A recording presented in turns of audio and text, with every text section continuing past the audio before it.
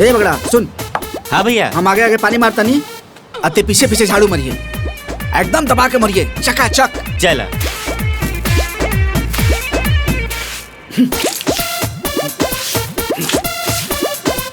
ए पागल हुए का खतर मार जाला, दबा के मार।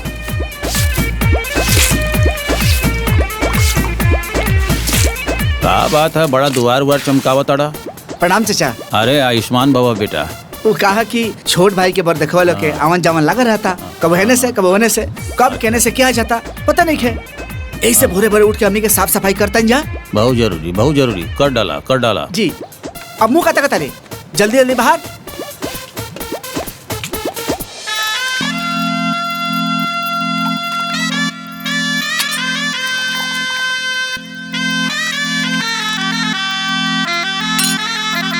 तरी फटाफट हमार पियर का कुर्ता सिल्क वाला निकाल दिया था और ललका पट वाला धोतिया। बाकी बाबूजी काल वाला कुर्ता तो रहुआ खाली एक घंटा खातिर नु पहने रहनी। अरे पगली, हम बेटा वाला नहीं है, वो सरकारी बैंक में काम करे वाला बेटा का बाप, तनी झाड़ झुर के रह के न चाहिए।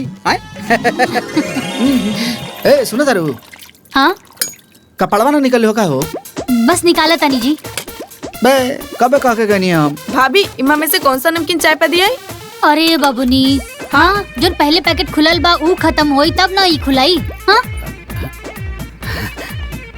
अरे दुल्हन, हाँ इलायची वाला चाय पत्ती कहाँ भाव? सब क्यों दम धरा, हम सब क्यों के समस्या सुलझावतानी। हाँ रुकी।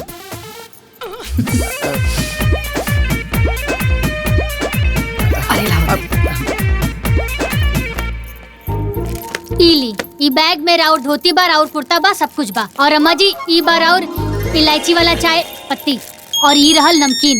ई खुलल बा, पहले ई खत्म होई तब दूसर खुलाई जाई। सुनो सुनो। हाँ तारा माई के फोन आइल बा। माई के फोन? हाँ माई प्रणाम माई। खुश रहा बिटिया। कहाँ बाड़ू बबनी, आजकल तार फोनवे नहीं खेलागा। अरे का बताई माई, जब से देवर जी के सरकारी नौकरी लागल बा ना, तब से छाल छील के रख देले बा। इतना बरतुआर लोग आवता कि दिन भर चाय नाश्ता बनावे में गुजर जाला। भैया बरतुहार लोग आगे बाड़े, 4 लोग बाड़े। लो बरतुहार लोग भी आ गए। अब हम जा तनी कपड़ा पहने। अरे माई सुनी ना, हम फोन करत तानी, बरतुहार लोग आगे बाड़े। अरे बाबूजी अभी ले खड़ा बनी रहुआ, जल्दी जल्दी जाई तैयार होई। अरे बाबूनी जल्दी जल्दी हाथ चलावा, बरतुहार लोग आगे बाड़े।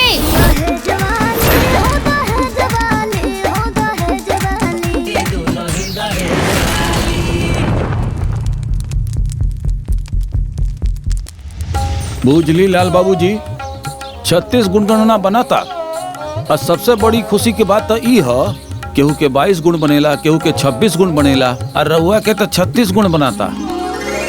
तो करी अपन बेटा के शादी खूब धूमधाम से। अरे बियाह कैल कोनो हलवा महाराज, सरकारी नौकरी में बा बेटा हमार, आउ हो बैंके के, रोज करोड़ों रुपए गिनेला, कैशियर है कैशियर। रउआ का देव हम का लेब, जब भी फैसला होई तब न बियाह बात होगी। ले जाती ले बोली। अरे लेन देन के बाद तो हम रउआ से कैले नहीं की। देखा गा माँ बाबू, यही गाँव में रघुनंदन के बेटा चपरासी है और त्रिलोकी के बेटा अस्पताल में कंपाउंडर है, लाखों लाख देता डन लोग। बाबूजी हाँ, मदन काका के लड़का रेलवे में स्टेशन मास्टर है, आ चुनमुन काका के लड़का सरकारी कोटा चलावेला। ओकरी तो दुनिया भर के मिला था, भर भर के। अब रउआ लोग बताई हम फुकटा में बिया कह दें? अरे महाराज एक बार बिटिया के फोटो तो देख लें, लक्ष्मी बिया लक्ष्मी, आपके घर उजियार हो जाई। अरे महाराज हर बिटिया अच्छा होले, हमार भाई का कौन बा, सर्वगुण संपन्न, 1 नंबर। अरे सरकारी नौकरी वाला लड़का आजकल मिले तरसन बाबूजी, हैं? दिन में लालटेन लेके घूमे न तबो ना मिली। अरे मुंह मत देखी, सोची। मतलब बिया ना कल जाई। अरे करही खाती तपति होता नहीं। देखी रउआ लोग आपस में सलाह मशवरा कर ली, हमरा के कौनो तय नहीं खे। जब हमनी के बात जम जाई तब बिया हो जाए, ठीक है? अरे महाराज हरल का प्रधान। हाँ अरे रउआ लोग जाई और रउआ लोगन के आवे दी, ठीक बा ना? प्रणाम। आई आई आई आई प्रणाम।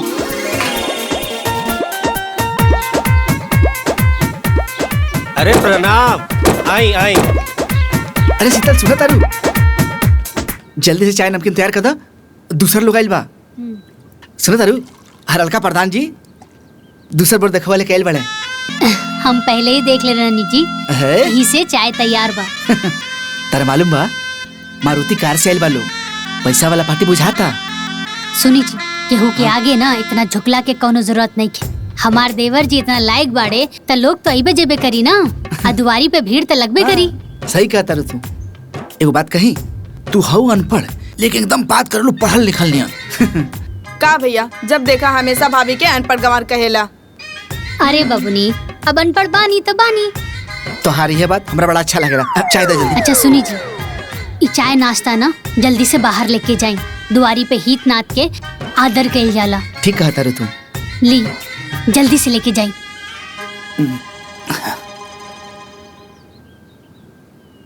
अब देखी ना हरल का प्रधान जी।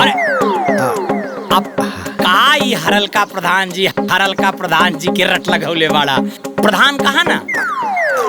हाँ वह प्रधान जी, हमके आवे जावे वाला लोग के स्वागत करे के बा। बाकिर बियाहवा त सोच समझ के ना फाइनल करे के बा। काहे से कि हमार बेटवा सरकारी बैंक में हेड कैशियर बा, रोज करोड़ों रुपए गिनेला। सिर्फ गिनते है ना।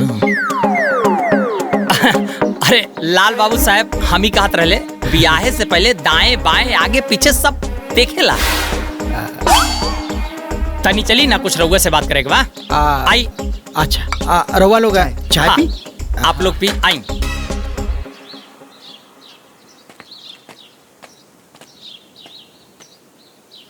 का दहेज दहेज के रट लगौले बड़ा? हाँ, का तो दहेज के चक्कर में ठगा जाइबा ना तो सारी होशियारी निकल जाई। मतलब हम अपन लायक बेटा के लायक परिवार खोजतानी, तू हमारा के समझाओ तो ना। अरे तुम्हारा लायक परिवार भी होके के चाहिए। मतलब हमार परिवार घटुआ बा? कितना बीघा खेत बा, कितना में मकान बा, चासा बासा दासा बा। मतलब तू हमरा के हिसाब ले आल बड़ा कि बरतुहार लेके आल बड़ा? आए तुहार उलग ना बड़ा तो काहे बहस करता रहा? अरे हम चाहतानी कि तू दहेज के चक्कर में खड्डा में मत गिर जा, बस। हम पागल नहीं की, हमरो के आँख और कान दोनों बा।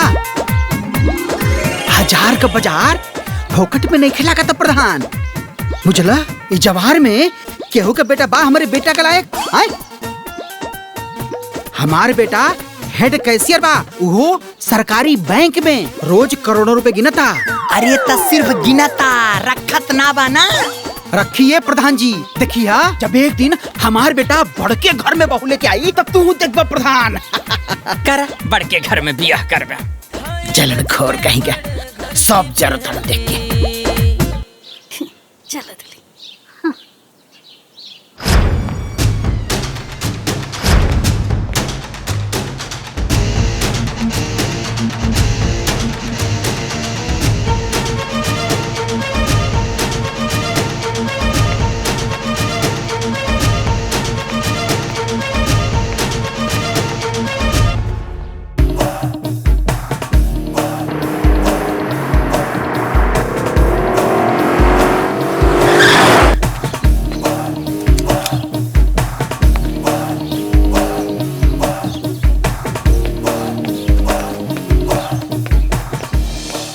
ए माई बड़ा कंजूसर लहसन, पैसे न देत लहसन। हाँ चकना। ए माई इली सामान। ए काजल, हाँ जाके भैया खातिर चाय पानी लेके आओ तो। सुन, खाली पनी मत लइए, मिठाई उठाई खा के बाबू पानी पिए। ठीक बा बाबूजी। राहुल। हाँ भैया। काजल के एडमिशन वाला कोचिंग में बात कैला है? अरे एकरा में बात का करे के बा, पैसा दे के एडमिशन करा दिया जाए। जाना तारा भैया, आज दूगो पार्टी आए रहल। एगो पार्टी मोटरसाइकिल से और दूसर मारुति कार से। एगो पार्टी तो हरलका प्रधान जी लेके आए रहे। हाँ। अरे पगला प्रधान के बात मत कर, हरलका प्रधान के बाबूजी से बगजा कर ले सर। वही कहे ना, सरवा हमारा के चिंदी चोर समझत रहे। अरे हमार बेटा ओले कैले बानू ताव ना बानब का आए कहीं भी हरू गरू के यहाँ अपने बेटा हम बिया थोड़ी ना दे। दमदार पार्टी चाहिए, दमदार। अरे बाबूजी ये सब का तमाशा लगौले बाड़ा। वैसे भी बियाह हमेशा अपन बराबरी वाला में कइल जाला। एकदम बोके हुआ। जब तू वो लायक बाड़ा तब न द्वार पर दौड़ा चलो अगुआ लोग। हैं, हमने के बुलाओ जाते हैं बाबूजी। अरे जौन लड़का लायक ना होले उ तो इतना रंग दिखावेले। आ हमार देवर जी लायक बाड़े ता हमनी के काहे ना रंग दिखाई। हाँ भला बताओ, सब केहू अपना बेटा बेटी के बियाह खातिर बड़का बड़का घर खोजेला, तो हमनी के भिखारी खोजी सन। तू लोग तो एकदम फुल प्लान करके बैठल हुआ है बेटा। प्लान ना है, ये हमार किस्मत बा, ये हमारे परिवार के किस्मत बा। तब है ना तू औलाद कैले बाड़ा, तब है ना लोग आके डुमलिया खाता। अरे इतना अकतैला के कौनो जरूरत नहीं के। हमार देवर जी के बियाह एकदम छाट के बियाह होई।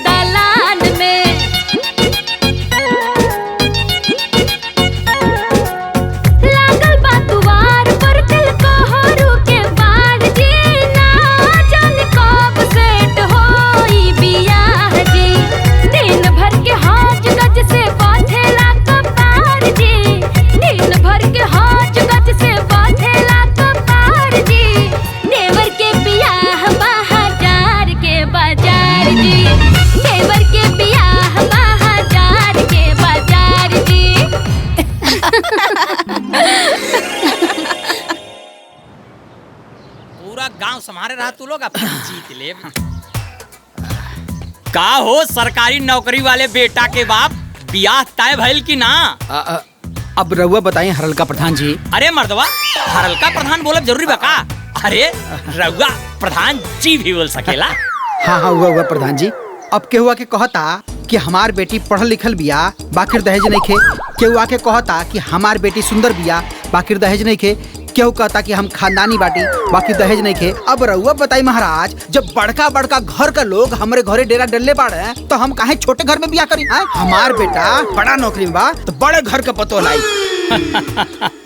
हाथी कीन लेला से क्यों बड़का आदमी ना हो जाला, अरे हाथी किनला से पहले ओकरा राखे के औकात होखे के चाहिए।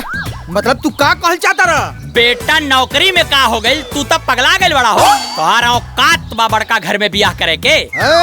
हरल का प्रधान, तोहरा घर में तो कोनो प्राइवेटो में भी सरकारी चपरासी भी ना बा, तो तोहरा के हमार बेटा के नौकरी कैसे बर्दाश्त होखी? हम सब समझतानी। आज पूरा गांव के मुँहे माटी लगल बा। काहे मुँहे माटी लागल बा हो? तोहरा कंगाली में एगो नौकरी का मिल गई, तू बड़का राजा बुझता रहा। अतना का भिखारी बानी? अरे हमारे दुआरे पे बड़का बड़का लोग आवता, हमार मान प्रतिष्ठा बढ़ता, ई तोहरा के कैसे बर्दाश्त होखी, कैसे निमन लागी? अब तू हमारा से बतियावा लग नहीं खे, तू भागा यहाँ से। तय भाग, तय भाग, तय भाग। अब मुँहवा गोबरा फेंक दे। हम तो कहीं लौटाई दे। जौन बाटा इतना बड़ा, चला हो दिखा दे। लौटायस बाटे, जब देखा हरल का प्रधान बोली।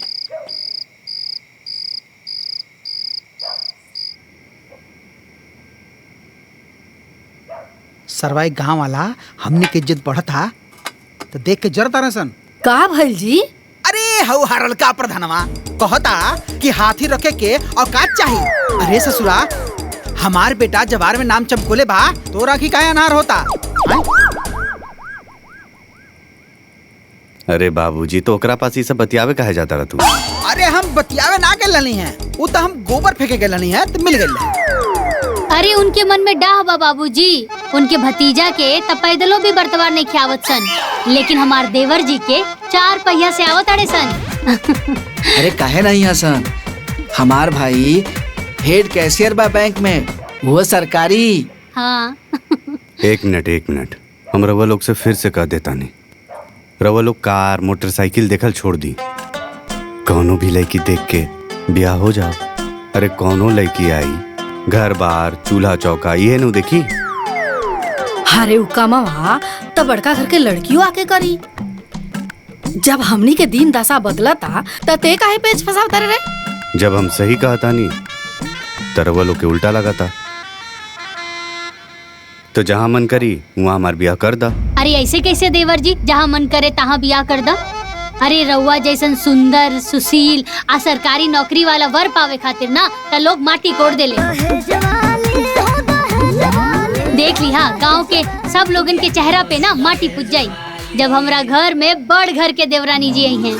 तू एकदम सही कहा तारू। हाँ। बाबूजी ला फूफा के फोन आयल हा। हेलो पाहुन, प्रणाम पाहुन। खुश रहा। ए लाल बाबू, काल हम एगो तगड़ा पार्टी लेके आवत तानी। हाँ, राहुल के बियाह खातिर। आई स्वागत बा। हाँ, हम समय से आ जाए। हाँ? सुनाओ, पाहुन जी का फोन रहे, कहत रहे तगड़ा पार्टी लेके आवत हमें। देवर जी, हमनी के देवरानी जी ना एकदम छाट के लेके आई।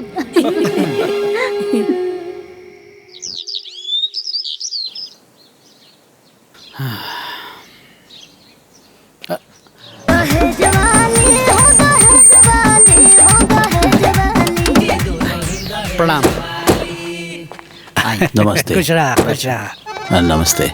आई चले, बैठी आई बैठी। यहाँ कहीं चंदन बाबू PWD में इंजीनियर हैं, और चंदन बाबू यहाँ कहीं लाल बाबू लड़का का बाप। चाय ली चाय। हाँ ले। ए अम्मा जी, दुल्हनिया के पापा तो इंजीनियर हवन। अरे इंजीनियर की बेटी हिया। ये दुल्हन और तो हरल का प्रधानवा के मुंह में ना कोरिका पुता चाहिए। देखी, हमरा एक्के गो बेटी बिया, बहुत दुलार से पालन पोषण कैले बानी। अब हमरा के ओकर बियाह करे के बा। हम अपना तरफ से कोनो कसर न छोड़ब। अगर रउआ के तरफ से कोनो मांग होई तो बोली। बोला लाल बाबू, दिल खोल के बोला। तोरे बेटा के बियाह बहुत बड़ घर में करवावत बानी। अब हम का बोली आए, रउआ इतना बड़ इंजीनियर बानी, इतना धनवान आदमी बानी, अब रउआ शौक भी रखे हैं, तो अब हम का बोली? रउआ बोल दी। लड़का तो हारा, तू बोलबा कि दूसर के हो। एक मिनट। देखी, हमरा के ज्यादा लाग लपेट करे ना आवेला। रउआ एगो बात बताई, रउआ के गांव में सबसे ज्यादा दहेज कितना मिलल बा? 8 लाख मिल रहा है रामलाल काका के लिखा के। वो हमारे गांव में एक जने हम रामलाल, उनके 8 लाख रुपए मिल रहा है। तो हम रउआ के 11 लाख दे।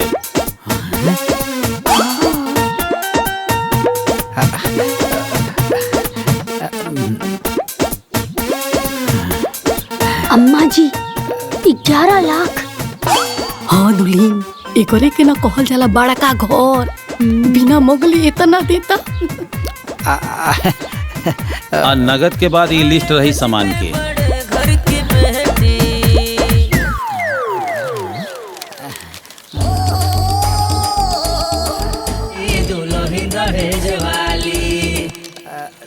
लिस्ट तो बड़ा निम्न बा।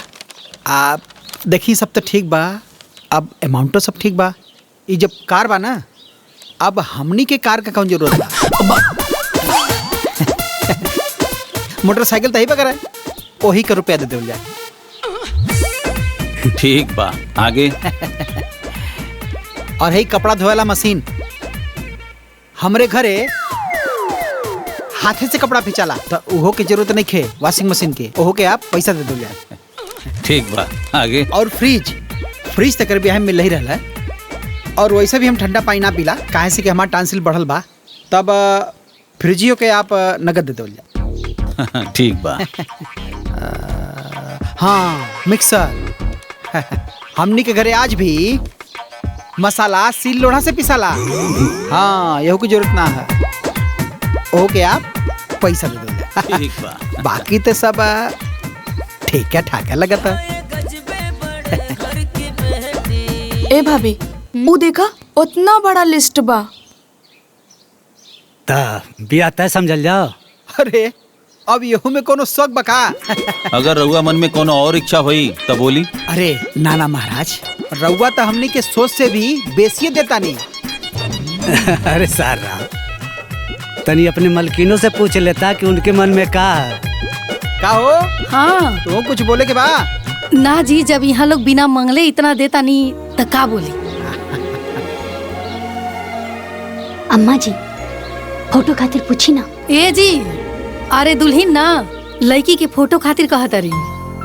दा दा दा ये अभी के बा, सबके दिखा दा। अब देखी ना, इतना जने आइल ना, इतना जने गइल ना, और कहीं भी बियाह तय ना भइल। हैं? रउआ पट से नहीं, चट से बियाह तय हो गई।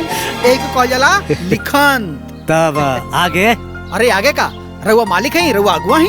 जैसे जैसे कहल जाई वैसे वैसे बियाह होई। और का? तो ठीक बा, हमन का दिन पता रख के तो आगे बता दे हैं। ठीक बा। चला ताली जा। प्रणाम। आई।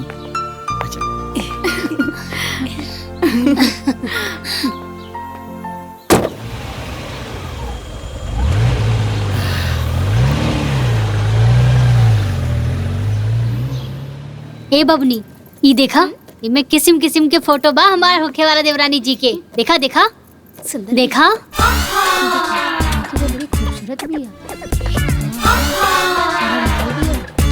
ए भाभी, तू तो बड़ा डिजाइनर देवरानी चुनले बारू हो। ये कार बड़ी महंगी लागती है। अरे हमार होखे वाला देवरानी बाड़ी बड़ घर की बेटी बिया, कार बा ओकरा लगे तो कार के साथ फोटो ना खिंचाई का? ए भाभी, ये तो हीरोइनियन फोटो बा। हमार होखे वाला देवरानी हीरोइनियन ना लागी त के लागी? ए भाभी, हाँ? ये तो गजबे फोटो बा हो। का हर फोटो में तू लोग नुक्स निकाला तारू? स्टैंडर्ड लोग ऐसे ही फोटो खिंचावे ले। जैया हमार भाभी आ जिए ना, ऊ दिन देखिए तू लोग आग फाड़ के। अरे बबनी, वीआईपी घर के बेटी बिया, बहुत बड़ घर के बेटी बिया। अब ऊ ना ऐसे ही फोटो खिंचावेली। और पता बा हमार देवरानी जी ऊ का दू ये पढ़ ले बिया। हाँ ये। तू तैयारी कला। हाँ? वो आई तो तारा का ट्यूशन पढ़ाई। अरे जाई जी, रउआ देख लिया कैसे वो हमारे हाँ, आगे देखे, पीछे देखे। रही। हाँ देख लिया। ए भाभी, तिलक कहिया बा? अरे बबनी, बड़ घर में बियाह होता तब बड़ तरीका से ना होई। सारा व्यवस्था उहे लोग देखत अड़े। और पता बा सबसे पहले छेका होई, वो वीआईपी तरीका से।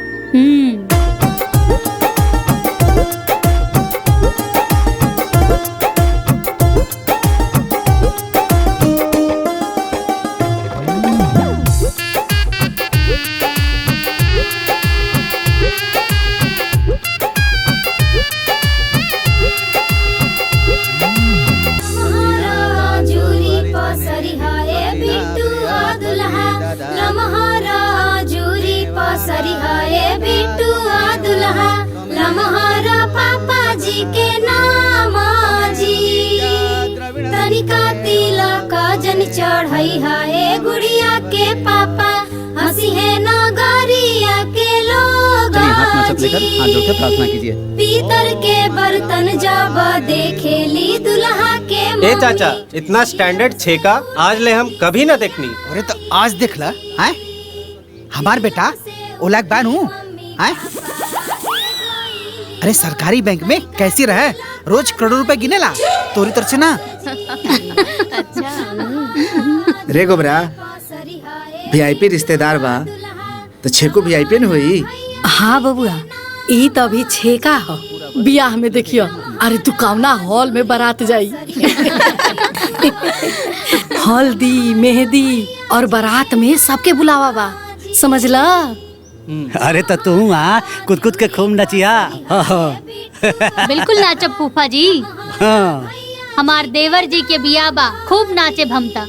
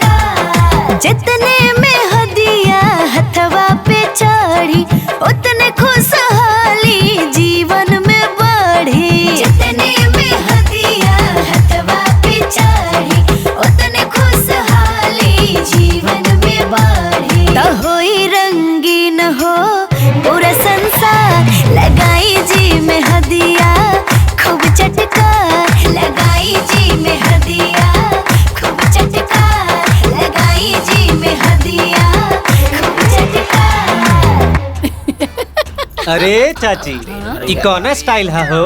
अरे बबुआ बड़का घर में बियाह ऐसा ही न होखेला। बाकी मेहरारू लोग बाराती कहाँ जाइली? अरे पगला हुए का रे वीआईपी बियाह हो। अब वीआईपी बियाह में मर्द मेहरारू दोनों जाला बुझाई। आए स्पेशल बुलाहट में मेहरारू लोग के तब ना लोग बकलोल शोर तो बियाह के बाद हुई पूरे गांव में आए भाई पहले लोगों ने इंतजाम देखा। वाह का बात है।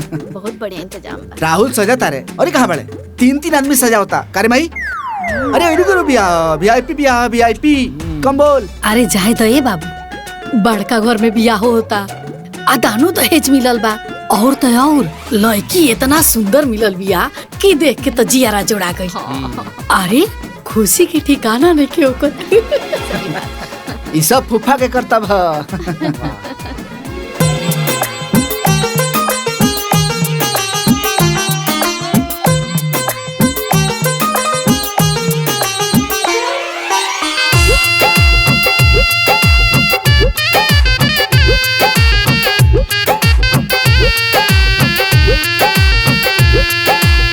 धीरे धीरे चलेली बाबा के दुलारी, धीरे धीरे चलेली बाबा के दुलारी।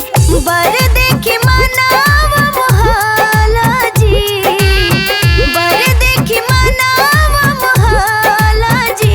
आज होता बरमाला जी, आज होता बरमाला जी। नैन मिले जब नैना से, चैन उड़े तब नैना से। नैन मिले जब नैना से, चैन उड़े तब नैना से। मन मन जोड़ी मुस्काला जी, आज होता बरमाला जी, आज होता बरमाला जी।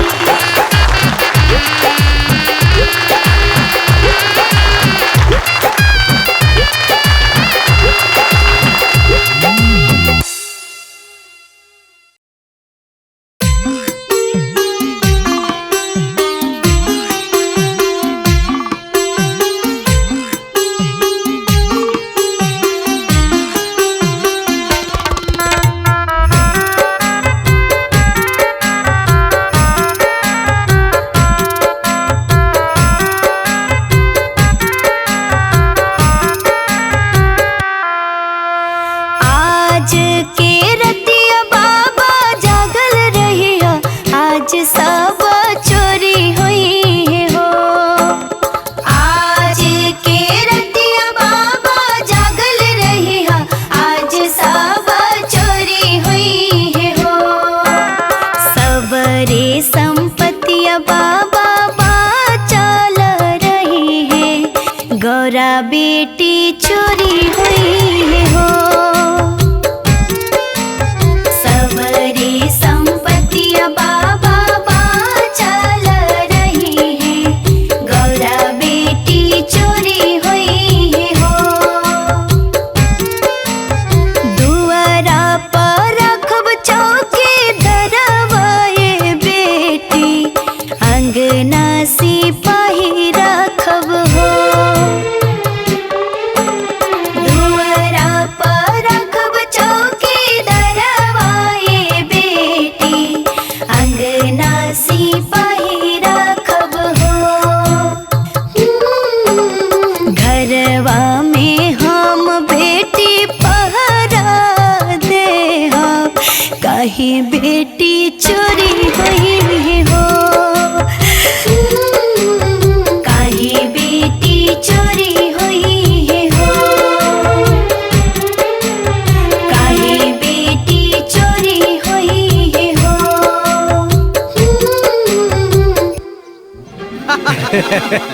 अरे बाप रे बाप, हे भगवान। भाई देखा ना, भाई सबके खातिर कुर्ता, भाई सबके खातिर धोती, और तो और जितना बराती गए हैं सबके एक कंपनी का घड़ी सबके देले बा, हर बराती के देले बा। आहा, मन प्रसन्न हो गई। ऐसन बियाह कहीं देखने पड़ा लोगन? अरे महाराज ब्याह के करौले अरे एकदम सुपर बार रिश्तेदारी, सबके खातिर अलग अलग व्यवस्था।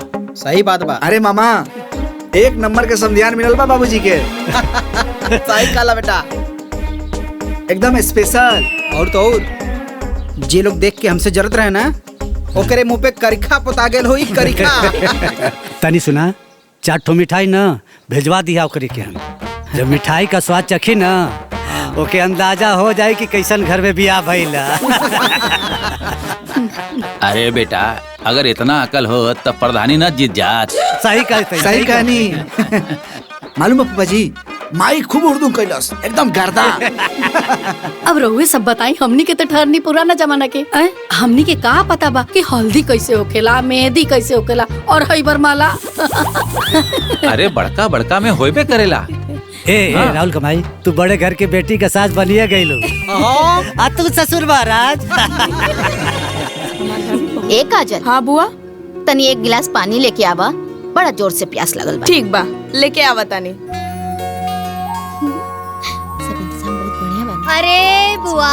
अरे बुआ खाली पानी ना पी, लड्डू खाई फिर पानी पी। ए बबुनी रउआ लोग भी खाई लड्डू। अरे देवर जी के ससुरारी से आइल बाली। हाँ, 2-4 गो लड्डू खा के तू पानी पी लो। ऐसे कि ब्याह में नाच नाच के देह में कमजोरी जा गई हुई। अब ऐसी मत बोली, घर में भवे आ गइल बा, अब डायरेक्ट आंगन में आवल छोड़ दी। ए फुआ देखे तारे, छोट भाई के ब्याह का भइल, हमरे घर में हमरा पर नो एंट्री के बोर्ड लग गई। नींबू पानी पुराना रीति अब रिवाज। खड़ा का बानी, जाई ना दुआरी पे। अरे जाता नहीं तो नहीं कर लोगन। अब जाए तो दुल्हन तोहू के आराम मिल गई। हाँ मामी, 2.5 साल से नैहर ना गइल रहनी, अब छोटको आ गइल बा तो 10 दिन खातिर नैहर होके आई। ए भाभी, कन्या के मुंह ना दिखाईबू। अरे बबनी बदकही में तो हम भुलैया गई नी। अभी हम तैयार करके लेके आवत आनी, तब तक लड्डू खाई रहा ठीक बा। अरे बबनी खा लाना जल्दी से। अरे वो खाई ना दीदी। छुटको। अरे देवर जी, वो का करत आनी? अरे जाई दुआरी पे। काहे भाभी? दुआरी पे हित पाहुन बैठल बा, का कही लोग, जाई। हाँ ठीक है।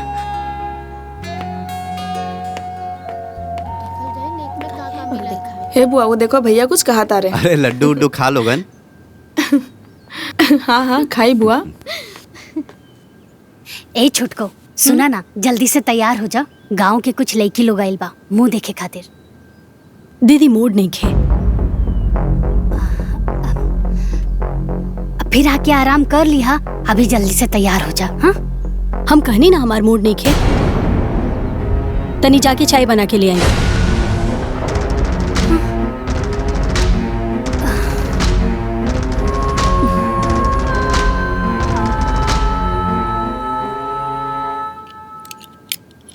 ये का करतनी जी? ये जौन दहेज के नौका सामान मिलल है ना, कुल बड़के कमरा में बंद। अरे रंग रंग के किस्म किस्म के सामान मिलल बा, तो सब कमरवा में रख दे, तब घरवा भर न जाई। पगला गेल बाड़ू का? ई कुल सामाना जौन है पुरन के घरों में रख देई, खराब ना हो जाई।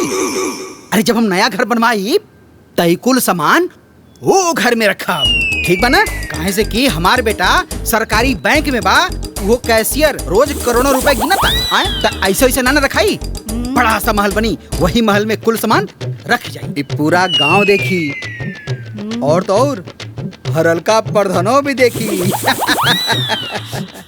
बुझलू? हैला चाबी रखा संभार के, ठीक है ना? ठीक बा। का करी अम्मा जी? ही आई ना। हाँ दुल्हन, अरे जल्दी आई। का भइल हो? काहे परेशान बड़ो? अम्मा जी, हम छुटको के कहनिया कि तैयार हो जाओ, मुंह दिखाई करे के बा। हमरा की झट से जवाब दे देलस, हमरा की तो काठे मार देलस। का कहलसी हो? कहतिया हमार मूडे नहीं खे। का? ओकर तबीयत ठीक बानू? अरे बैठ के मोबाइल देखत है। अब का होई अम्मा जी? गांव की लड़की लोगन के सामने तब बेइज्जती हो जाई। दीदी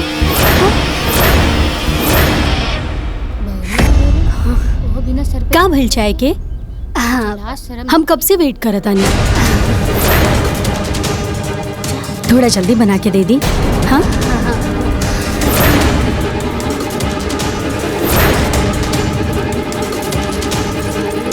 ए काजल। हाँ माई। अरे छोटकी भौजी के ना माथा में दर्द बा, तनी चाय बना के दे दे। अच्छा देत बानी। चलल जाओ का? कुछ लाज शर्म नहीं का? ए भाभी, नाई की कन्या के तबीयत तो ठीक बनू? वो का बाना कि बड़ घर के बेटी बिया, चाय पिए के आदत बा। रवा लोग बिहाने आइम। हाँ अभी जाई। ठीक। हाँ हाँ ठीक बा, चलो बिहाने जरूर रही लोग। हाँ चलिए बुआ। चलो ए बहन। आपकी चाही जैसे जीत ले भी हरलका प्रधान के बदनामी हटाई दे। अरे कहाँ गई रहलू बच्ची लोग? दुल्हनिया देखे गल रहनी है हरल का प्रधान चचा। अरे प्रधान चचा भी कह सकेलू, अब हरलका प्रधान बोलब जरूरी बा का? अच्छा वो है कन्या देख के आवता नहीं। अच्छा त का सही उ दोनों बड़का घर के हईं? तबे तो वो बड़की पतोहिया से चाय मांगतिया, वो भी अंगना में खड़ा होके। अच्छा और काका भइले? अरे चाचा कन्या अंगना में खड़ा होके कहतिया हम कब से वेट करत तनी, चाय अभी लेना आइल। अच्छा हाँ चाचा सभी लोग लजा गए। चल रे नया जमाना के नयका पतोहिया। हम कहनी है कि दहेज के चक्कर में ठगा जाइबा सरऊ, लेकिन ना हमसे अंग्रेजी बतियावत रहे। कंजूस मक्खी चूस। बेटा के बियाह में तक दीवाल में रंग लगा न पहले, आज तक पपड़ी छोड़ता है? बेटा नौकरी का पागल सकरी तो फूल के हनुमान जी हो गईलन, अपने औकात से बाहर चल गईलन। हाथी सब केहू कीन सकेला लेकिन ओकरा राख ना सकेला। भोगा सारे अबे और भोगबा जब आइबा हरल का प्रधान जी तब तो का हम बताई। चलो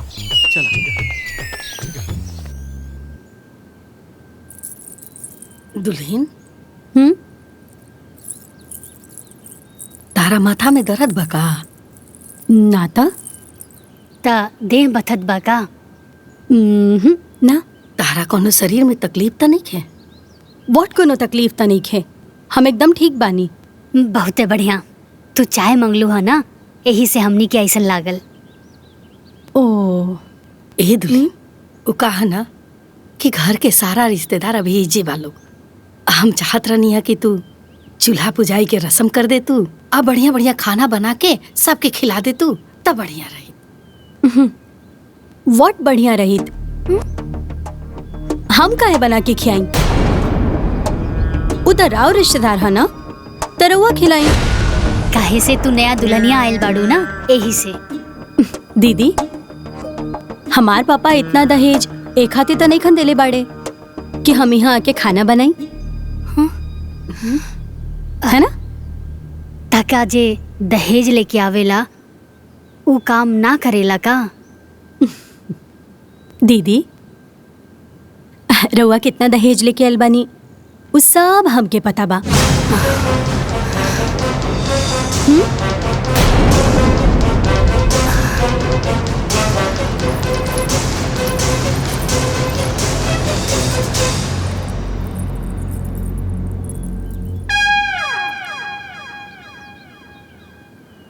ए अम्मा जी वो कैसन बोलत या जी? अरे उता ठीक बा, अब ई सोचा कि इज्जत रही कैसे। माई फूफा के बुला के पूछल जाए ऐसे घर में कैसे ब्याह करा देनी? अगली पसंद हमनियों का न कले बानी सन। अम्मा जी अगर घर के इज्जत बचावे के बा ता लोग से झूठ तो बोले की पड़ी ना। ए दीदी कन्या के चूल्हा पूजन करवा देती तो हमनियों के अपना घरे दुआरे चल जाइब जा। अब कितना दिन चूल्हा पुजाई के इंतजार करबू? काहे दीदी? का है ना मामी जी, सब घर के अलग अलग नियम होला। छुटकी के घर वाले कहवले बा कि 1.25 महीना ले छुटकी चूल्हा ना पूछे। काहे? अब सबके ना सहाला ना। ना ओसे का भइल?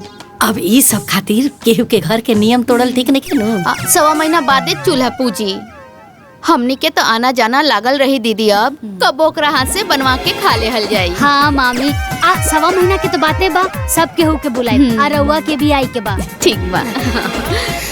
अच्छा चली चलो।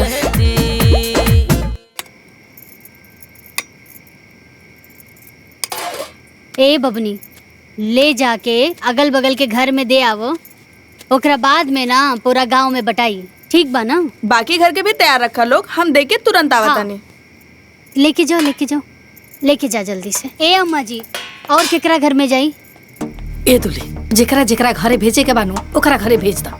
अरे हमार ते एकर बुद्धि विचार व्यवहार देख के ना गाछी पे चढ़ल मन भुइया गिर गई। का हो घर भर गई ना? भौर भर गई। अब इज्जत बाचे तो जानी का? अरे का बताई हम रउआ के, हियाज के आइल कनिया चुटू चुटू जवाब देतिया। का बोलतिया? का बताई बाबूजी की का कहतिया? अरे मुंह दिखाई के भइल त कहतिया हमार मूडे नहीं खे। और जब चूल्हा पुजाई के भइल त कहा तारी कि हमार पापा जी इतना दहेज खाना बनावे खातिर थोड़े ना देलन। ऐसा कैसे? त जा ही जाके पूछी। माई अरे हाँ बबुआ। पूरा शादी बियाह रउआ लोगन के मर्जी से भइल बा। रउआ लोगन खुश तो बानी ना? अरे हाँ बेटा, अब खुश ना रह जा तो कब खुश रह जा? लाखों में एक समधियाना मिलल बा और करोड़ों में एक पत्तो मिलल बिया। देवर जी हमार देवरानी ना एक नंबर बाड़ी। अरे रवा एजा का करत बानी, जाई जाई आराम करी।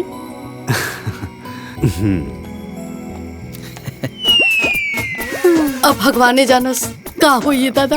अरे कुछ ना होई, अभी नया नया बिया, सिस्टम समझ में आई, सब ठीक हो जाई। ठीक है ना? हाँ? ए अम्मा जी ठीक हो जाई ना?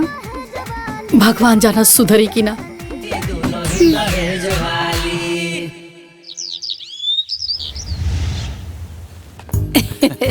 अरे फूफा जी राउर बैग ये नु है? हाँ हाँ ये मामा राउरो बैग रख देते। हाँ बाबू ठीक बात। ए काजल। हाँ माई। अरे उरुमा में दुगो थैली में मिठाई रखल बा, लेके आवता। ये देखी ना, यही नु हाँ। हाँ एगो फुआ खातिर हा, एगो मामी खातिर।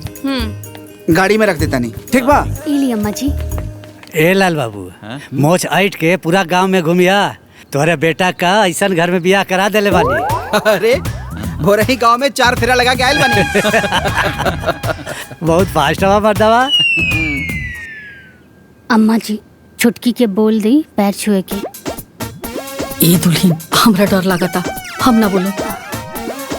देवर जी के बोल दी। राहुल सब केहू जाता लोग।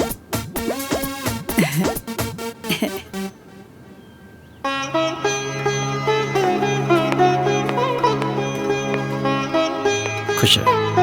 हाँ खुश रहा खुश रहा। खुश रह बेटे, खुश रहा खुश रहा। खुश रहा। संस्कार इतना सुंदर बा तो गुण कितना होई।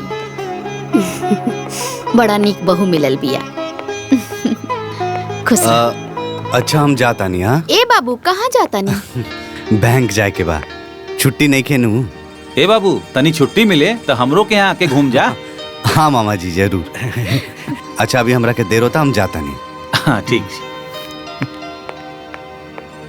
हमनियों के बहुत लेट हो जाए, अन्हार होता। चला हाँ, जाओ ठीक जल्दी। बा, चला तनी। ठीक। हाय लाल लोग हो, चला जल्दी चला। चला लोग जल्दी चला। आवा।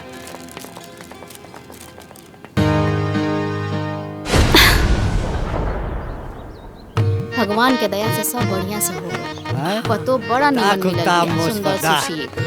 ठीक बा दीदी। चला तनी। बेटा सब रखा गेल कुल? जी खुश प्रणाम खुश फूफा जी। रह, खुश रह, खुश रह। प्रणाम। प्रणाम मामा। चला जाओ, बैठा जा। नमस्कार हाँ, बेटा। प्रणाम दीदी। प्रणाम फूफा, प्रणाम मामी। खुश रहा। प्रणाम खुश रहा। प्रणाम। चला चला।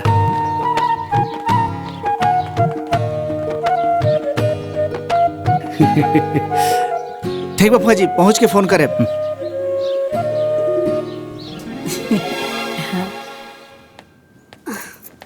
आज सबके विदाई करे में नहाए में लेट हो गई हमरा। ए दुल्हन। हाँ अम्मा जी। अरे आज देख लू कितना संस्कारी नियन आके सबके पैर छुलसिया। हाँ अम्मा जी, भगवान के कृपा बा की इज्जत बाच गई। भगवान करस ऐसे ही ओकर अकिल बुद्धि बनल रहे।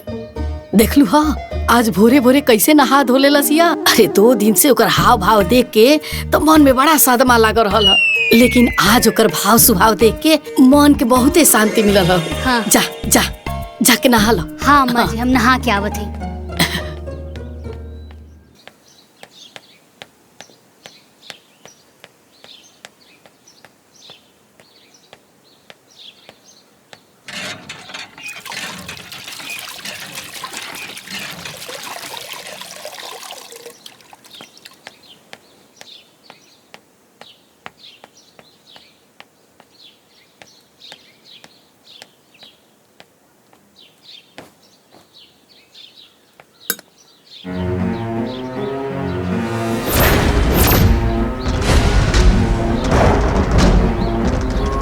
अम्मा जी, अम्मा जी, अरे हेने आई ना। का भइल हो? हाई देखी। अरे पसारे भुला गई होई। अरे ई बिना धोले बा अम्मा जी। हाँ रुकी, हम उनका से पूछ के आवतनी। ई कौन चाल है कि बड़ जेठ हो के उनके कपड़ा धोई का? उनके पापा जी के नौकर ना हूँ ना। अरे ऐसा बात नहीं किए, हमारे पतो ऐसे नहीं कर सकत। बुझा था उ धोवे खातिर भुला गई होई। अच्छा ठीक बा, त अब होई का? अरे दुल्हीन हम जाता नहीं ओकरा समझावते ना। चला आवो लोग। आवा लोग मतलब रवा अकेले जाई समझाई ना।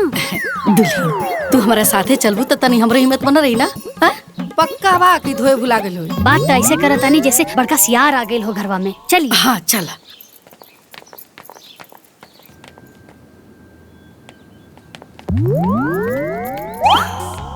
ए दुल्हीन तू ही पूछा ना। हम छुटको। अरे का भइल? छुटको शायद तू नहा के ना अपन कपड़ा सही छोड़ के आ गईलू। अच्छा अरे दीदी वो धोए खातिर बा। त चल के धोला। हम काहे धोई? हाँ काहे की राउर कपड़ा हा? अरे ओसे का भइल? हमार पापा हमरा से कपड़ा धोए खातिर, बर्तन धोए खातिर, झाड़ू पोछा लगवावे खातिर, एक खातिर वालों के दहेज थोड़े ना देले बाड़े। अब समझ में आई ना? का समझ में आई? अरे दुल्हीन तार पापा इतना दहेज एक दिन थोड़े ना दिले बने। तू आके एजा कपड़ा धोआ काम करा। छुटको त फिर तहार कपड़ा के धोई? ला रवा लोग। जेठानी को टेंशन ये दे रवा लोग। ठीक बा। ससुरा वालों को भाव नहीं दे। अरे बाप रे बाप, अब का करी? ए दुल्हीन बुझा था कि एकरा माथा पर भूतवा चढ़ गई। दादा देख लू सुटुर सुटुर जवाब देतिया। आज भैया के आवेदा इनके नाटक सब बताई हम। चुप कर, मारा बैसन थप्पड़ ना मुंहे लाल हो जाई। ई जोन करत आरी ओकरा के बतावल ना जाई। ए बबनी अगर हमनी के बताइब सन ना तो हमनी के 4 गो सुनब भी सन। वो तो कहता रहलन है कि अपनी बराबरी के परिवार में रिश्ता करे के, लेकिन हमनी के ना भूत चढ़ल रहे बड़का घर में रिश्ता करावे के। सही कहता रुए दुल्हीन। अरे हमनी के अपने जाल में अपने फंस गए बन जा। तो इनके कपड़वा के धोई? ए बेटा उ तोर बड़ भौजाई ही है ना, तू ही धो दे। हम ना धोए। जय दलो हम ही धो दे। अम्मा जी रिश्ता तय करावे में हम तो रहनी ना, रउआ रहे दी हम धो देतानी।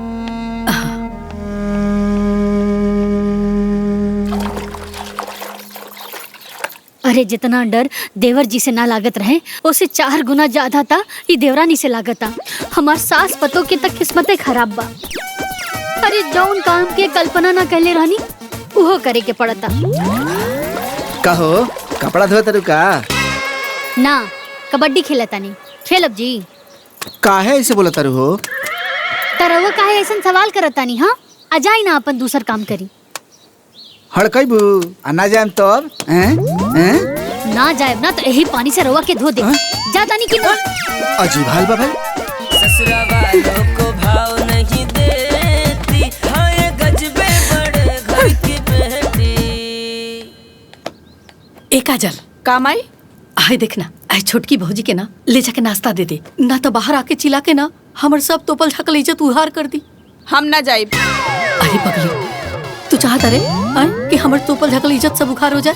ना नू ना हम ना जाए। अगर कुछ बोल दिए तो हमार खीस पड़ जाए। ए बेटा हम तोर माई नु हई, माई के बात ना मनबे। हाँ चल चल के दे दे। कुछ बोल दी है तो? अरे हम बनी नु काहे बोली है? हमू चलतन तोरे साथे। चल चल चल चल। अरे चल चल चल हम बनी नु चल।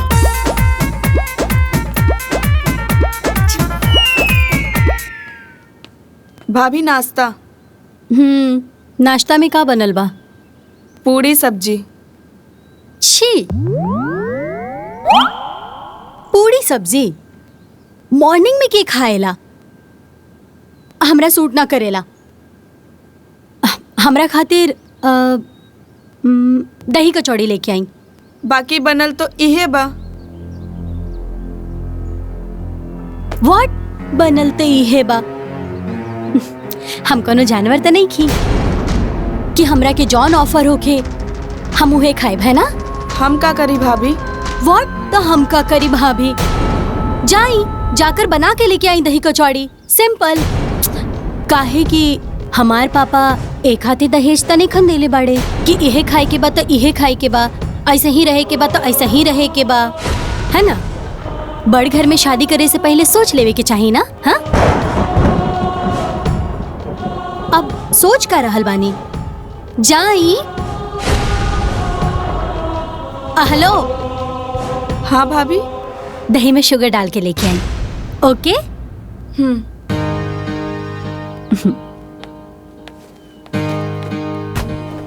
इहे से हम ना जात रहे नेहा।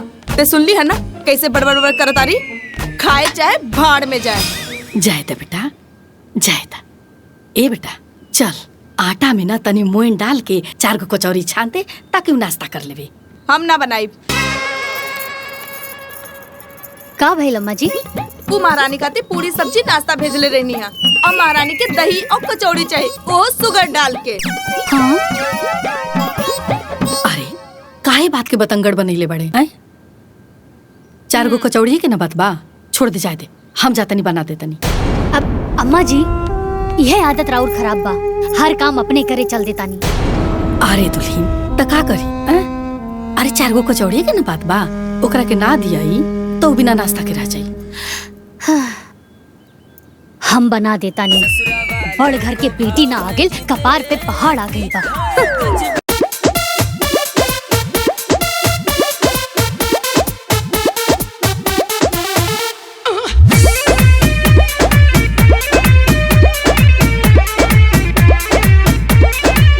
लेके आइली दहेज साथे पलंग कुर्सी मेज नई हर से। लेके आइली दहेज साथे पलंग कुर्सी मेज नई हर से। एकर देख के पुटानी सब कर बढ़े परेशानी। ससुरा वालों को भाव नहीं देती। हाँ ये गजबे बड़े घर की बेटी।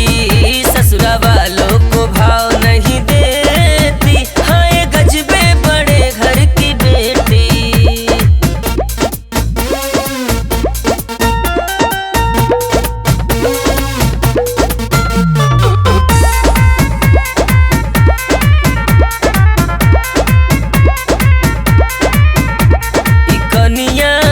घर भर के नाक में दम करे हो। कनिया हर बात पे सबके तंग करे हो। कभी छोला भटूरा चाउमीन तो कभी पास्ता मांगे। कभी पेड़ा बर्फी समोसा तो कभी खास्ता मांगे। बात किसी की ना माने वही करे जो ये ठाने। सास ननद को सीरियस न लेती। हाँ ये गजबे बड़े घर की बेटी। ससुरा वालों को भाव नहीं देती। हाँ ये गजबे बड़े घर की बेटी।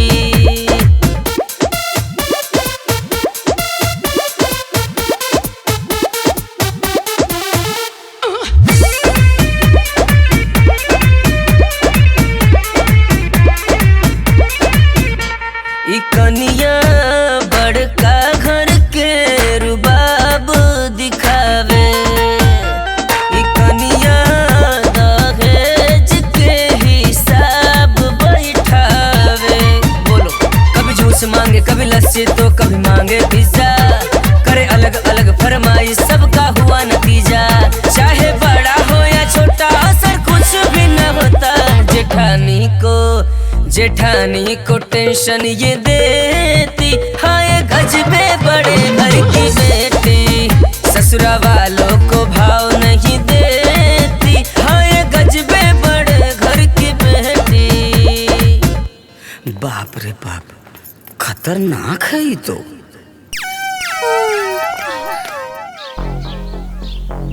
हमनिए के घर भर के माथा पर 7.5 चढ़ रहा कि बड़का घर में बियाह हुई।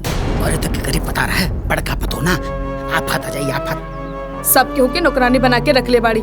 हर बात पे अपने पापा के दहेज के धोस दिखावतिया।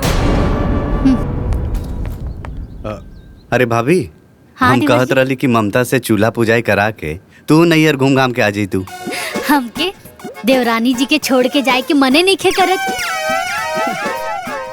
अच्छा, अरे वो कहा है कि वो दिन भर मोबाइल चलावत रहली है, तो तू लोग ओकरा से कुछ काम करावा लो ताकि मिक्सअप हो सके। वो तो बेचारी कहत रहलिया कि ए दीदी का काम करे के बा, लेकिन हमनी ये के मना कर देनी हसन। हाँ बेटा, अरे आखिर तो जीवन भर काम कर रही के बा, आए थोड़ा आराम कर लेवे दे। ठीक बा, ते सास उपतो जैसन तोर मर्जी। अच्छा भाभी, बाजार से कुछ लावे के बा? अब नया नया कन्या आयल बा घर में, ओकरा पसंद के चाय बिस्किट नमकीन मिठाई जौन सही लगे लेते आइहा। ठीक बा। बाबूजी, राउर दवाई बा ना? हाँ बेटा, हाँ। ए राहुल, चौका पर कपड़ा प्रेस करके दिले बनी, अइहा तो लेते अइहा। ठीक बा भैया। भैया लौंग लता मिठाई लेते आइया। लौंग लता ठीक ले आई। कपड़वा याद से ले ले अइहा। अरे वो सब तो ठीक बा, आज ना तक कलो के पता चली तब का हुई। अरे पता चल जाए तो बैठ के हमके माथा पड़ी है? वो तो कहते रहला कि अपना से बराबरी घर में शादी ब्याह करे के चाहिए। अरे हमनिए के घर भर के ना माथा पे 7.5 चढ़ रहला कि बड़का घर में ब्याह होके। ए बाबूजी, अब का हुई? हमके का पता का हुई का ना हुई, जौन हुई तो दिखल जाई। अरे ये तो था, जा जा जा। अरे ये दुल्हन, अरे ओकरा नाश्ता ले जाके दे दो, ना तो फिर बाहर निकल के चिल्लाए लगी, हंगामा खड़ा कर दी। ठीक बा अम्मा जी। क्या जल्दी? अच्छा ठीक बा, तू नाश्ता पानी करवा तनी, हमने के सोसाइटी जाके आवा तनी। चले जाई। ठीक।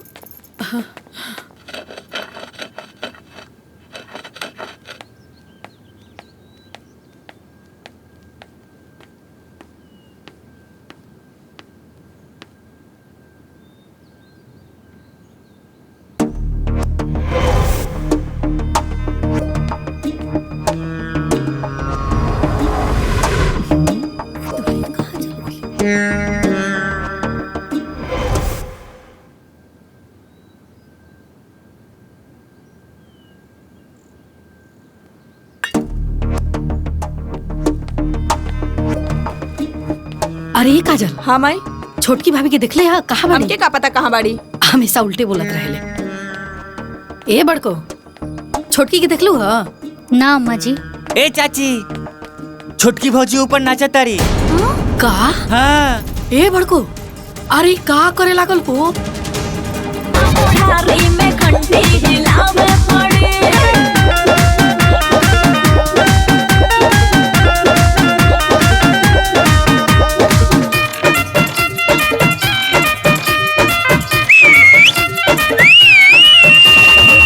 जब जवानी में फाटेला जोरवा हो मनोए ने ओने खूबे। अरे कुछ करे दादा, न तो इन घर के पूरा इज्जत के नाश कर दी। जब बुढ़ाई के दिनवा आवे, आज बमस्ती तो लूटला जमक। अरे बंद करा अपन ही नाटक, बड़ घर से यह कुल सीख के आइल बाड़ू, लाज शरम कुछ है नहीं खे। छत पे खड़ा होके ऑर्केस्ट्रा नियन नाचताड़ू। ओ हेलो, एमे प्रॉब्लम का बा? अरे पगलेटिया, छत पे नाच के पूरा गांव के तमाशा बनल बड़े, आ कहता रे प्रॉब्लम का? लौकत नहीं कि घर के चारों तरफ तमाशा लागल बा। शट अप, हमरा से अननेसेसरी बात एकदम ना होके के चाहिए। हाँ? और वैसे भी लोग से हमके का करे के बा? हाँ? हम अपन काम करतानी, बस बात खत्म। अरे काम ना हई, हाँ? इज्जत के तिलांजलि है, प्रतिष्ठा के नाश है, बुझात नहीं खे का? हेलो, हमरा के रउआ नियन अनपढ़ औरत से लेसन लेवे की जरूरत नहीं खे। हाँ? और वैसे भी हमार पापा एक हाथी दहेज नहीं खंदेले बाड़े कि तो लोग जैसन आलतू फालतू लोग के बात सुने। फालतू में आके दिमाग खराब कर देली, रील के सत्यानाश हो गई। अब हटी।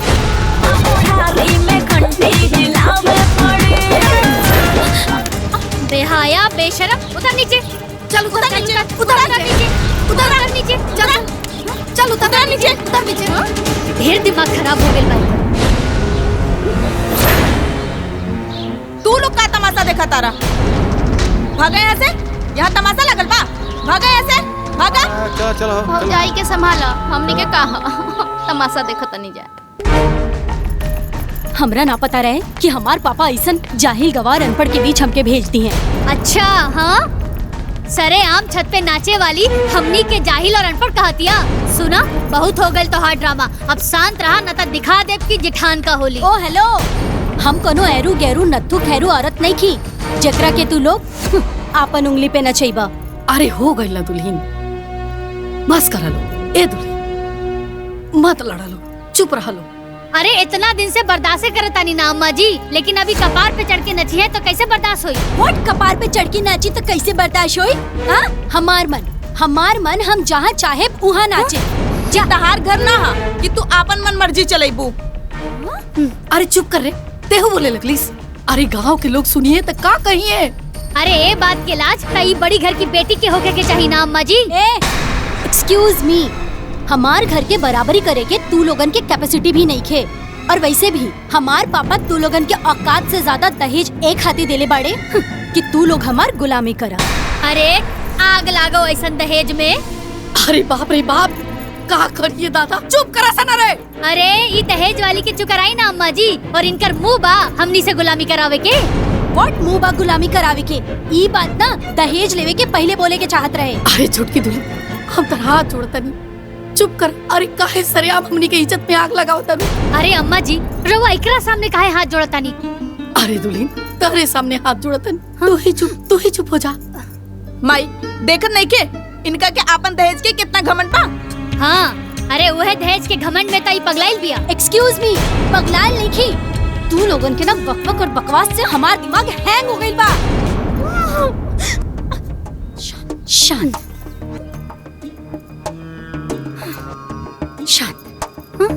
ठीक बा। अम्मा जी, हमरा के अनपढ़ गवार जाहिल लोग से बात करे के नहीं खे, ठीक बा? हमके चाय चाहिए। हाँ? हमरा के चाय चाहिए, बड़ी आई चाय वाली। हाँ?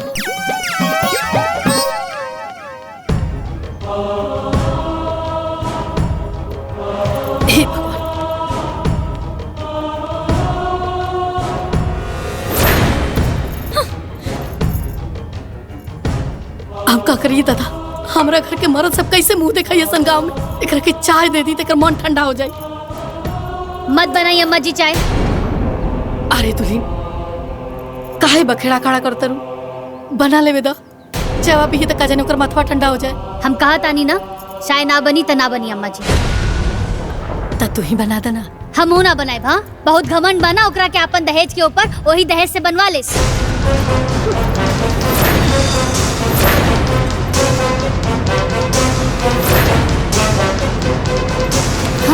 का कहनिया?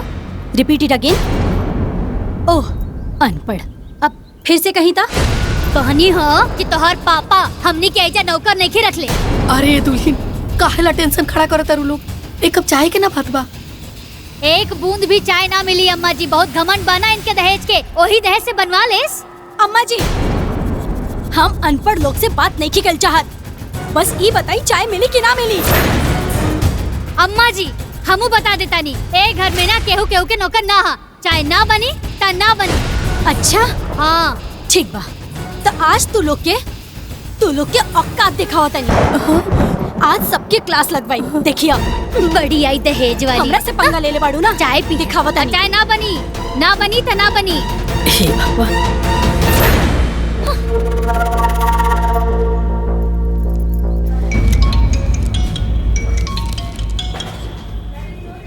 हाँ हेलो, कहाँ बानी रुआ? बैंक में। देखी, रउआ घर के लोग हमरा खाती चाय नहीं बना के देत। अरे तो तू बना ला। व्हाट तू बना ला? हमार पापा एक हाथी दहेज दिल बाड़े का कि हम अपना खाते खुद चाय बना के पी। देखा, हमके नहीं मालूम, या तो रउआ बाजार से चाय लेके आई या तो खुद आके हमरा खाती चाय बनाई। लेकिन हमरा के चाय चाहिए तो बस चाय चाहिए।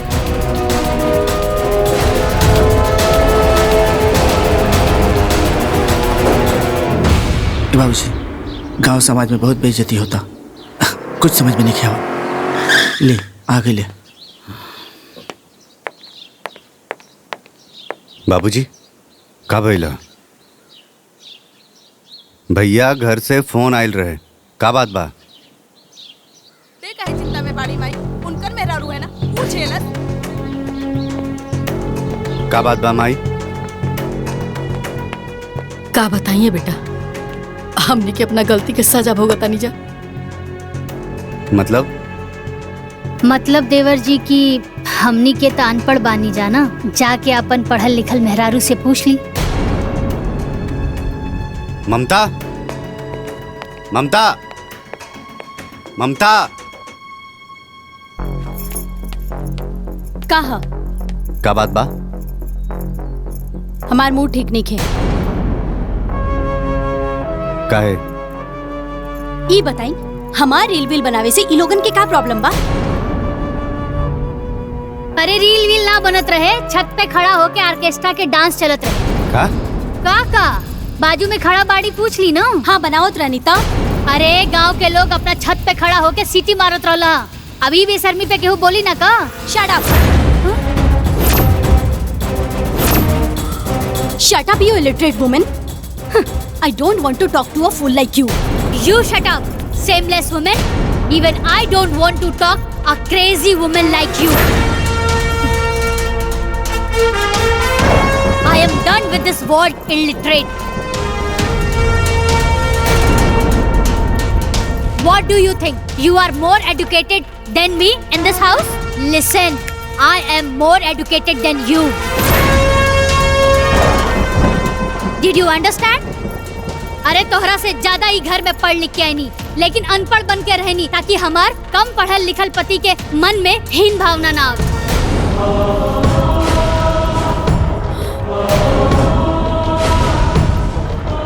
अरे एजुकेटेड पीपल के अंदर कल्चर होला, लेकिन तू कौन पढ़ाई पढ़ के आयल बाड़ू कि सबके नीचा दिखावत अड़। जहिया से तू आयल बाड़ू तहिया से तोहार जूठा थाली धोवत बानी सन, एकर कपड़ा धोवनी हम, आपन बेइज्जती बर्दाश्त करत बानी सन, सिर्फ और सिर्फ एक खातिर कि ई घर के प्रतिष्ठा बनल रहे और तोहार पापा जी के मान सम्मान बनल रहे। माई, भाभी का कहता रही? हाँ बेटा, बड़के दुल्हन जॉन कहतरी सब सच कहतर। अरे मुंह दिखाई से मना कर देली, चूल्हा पुजाई से मना कर देली, रोज नया नाटक इनकर, हमनी के हर नखरा इनकर झलत रहनी जा, हर बेइज्जती साथ रहनी जा, ताकि इनका मन में शांति मिल जाए। लेकिन तब अरे तो ये बात तू लोग आज तक हमरा के बतावलू काहे ना? डर से बेटा, डर से। काहे से तू मना करत रहला ना कि बड़ घर में बियाह मत करा, लोग अपना बराबरी में बियाह करे के चाहिए, लेकिन हमनी के तार बात ना मन्नी जा।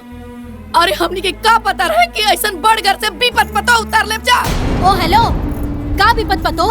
हाँ, का विपत पतो? हमार पापा दहेज एक खातिर नेखन देले बाड़े कि हम नौकरानी बन के एजा काम करी।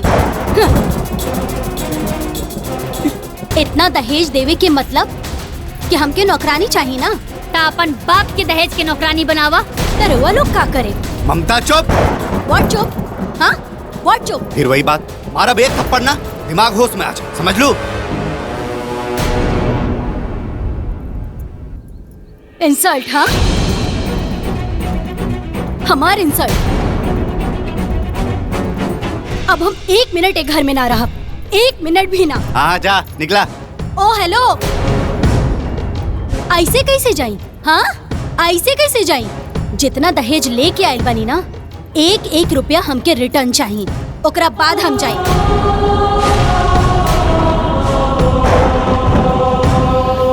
डन।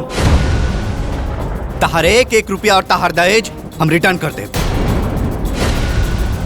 बाकी तहार जैसन बदतमीज लड़की जौन हमारे फैमिली के रिस्पेक्ट ना करे, हमरा के ना चाहिए। जा, निकल जा।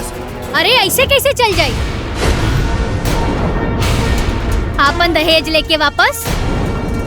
हमनी से गुलामी करवले बिया, हमार गुलामी करे के पड़ी, ओकरा बाद जाई। ओके फाइन, कल हम अपने पापा के एजा बुला लेंगे।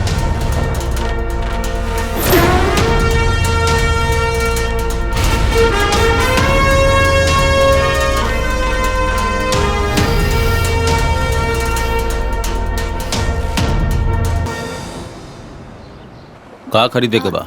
एक ठो झुमका खरीद दे अरे हम। झुमका तो एक ठो, खरीद ले हाँ। रही ना पिछला अरे महीना तो खरीद दे अपना फिर से। अरे तू हो ना।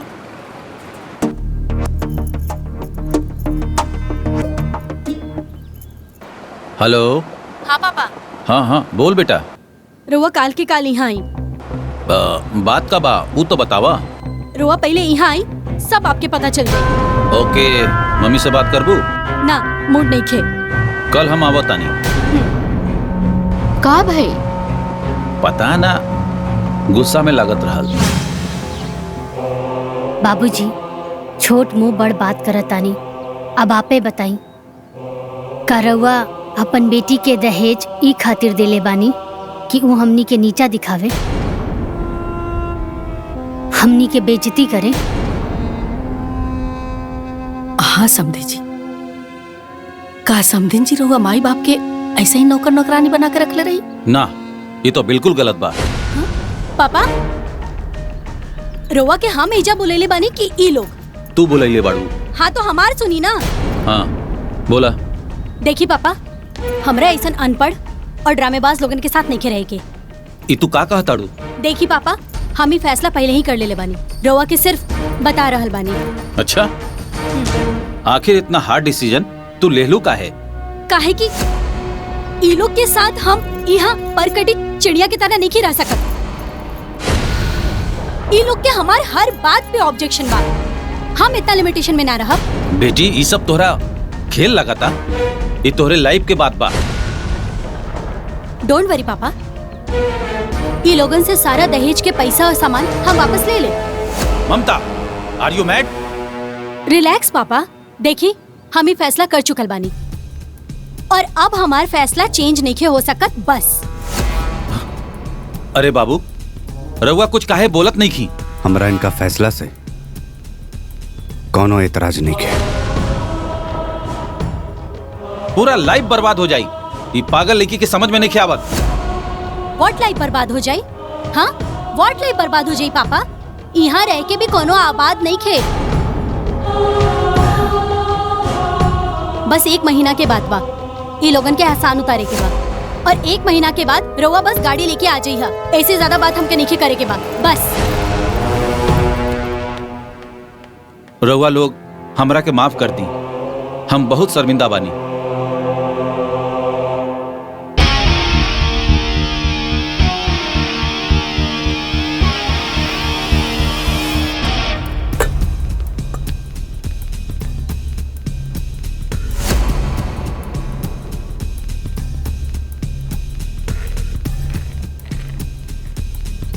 चला ठीक बा, सामान तो सब ठीक बा, कैश?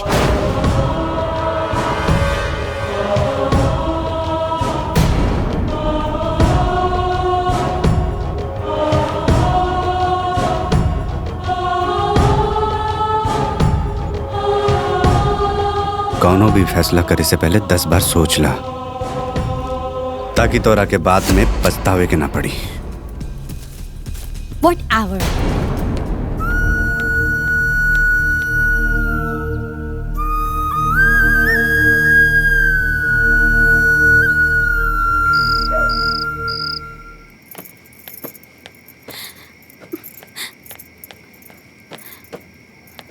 ये सब का होता?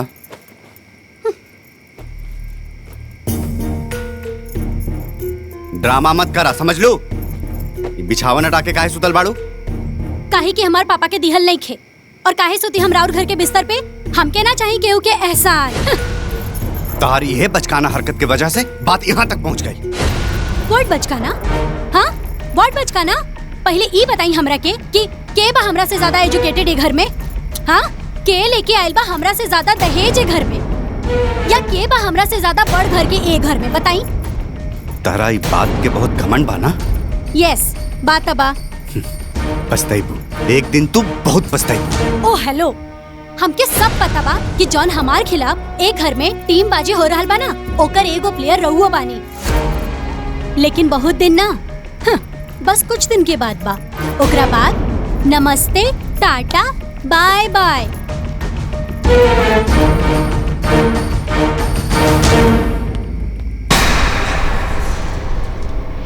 बाबूजी बिस्तर लगा देनी।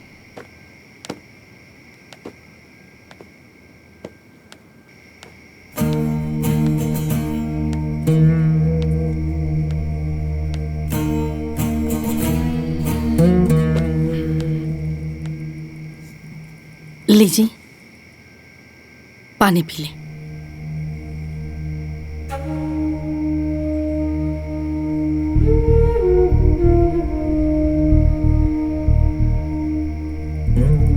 कहां से कहां हमनी के दान दहेज बड़का घर के चक्कर में पड़ गए। नहीं सब हमने से बहुत बड़ी गलती हो गई। बाबूजी भैया ठीक कहत रहे है ना कि शादी अपने बराबरी में होए के चाहिए, लेकिन तू ही न डांट देले है ना। यह नु हम हमारे कपारे पे भूत सवार रहे। ए जी अब समझ में आवता हल्का प्रधान जी ठीक कहत रही। बताई ना हमनी के परिवार के प्रतिष्ठा गांव में गई अलग, हमनी के पूरा परिवार दुखी बा अलग, हमर बेटा दुखी बा अलग। कुछ वो ठीक नहीं होगा जी, कुछ वो ठीक नहीं होगा। देखा वही जब बड़की बहू इतना पढ़े लिखने के बाद भी अनपढ़ बन के रहली, एगो इहो संस्कार होला। रहुआ एकदम ठीक कहा था।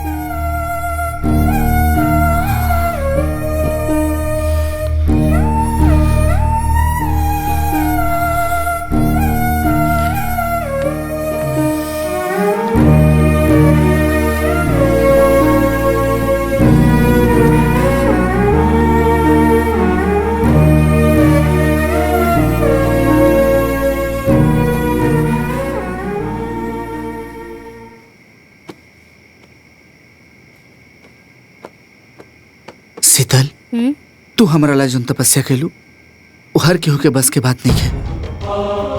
अरे कौन औरत अपना पति के मान सम्मान खातिर पढ़ल लिखल होके भी और बार बार अनपढ़ होके के ताना भी सही।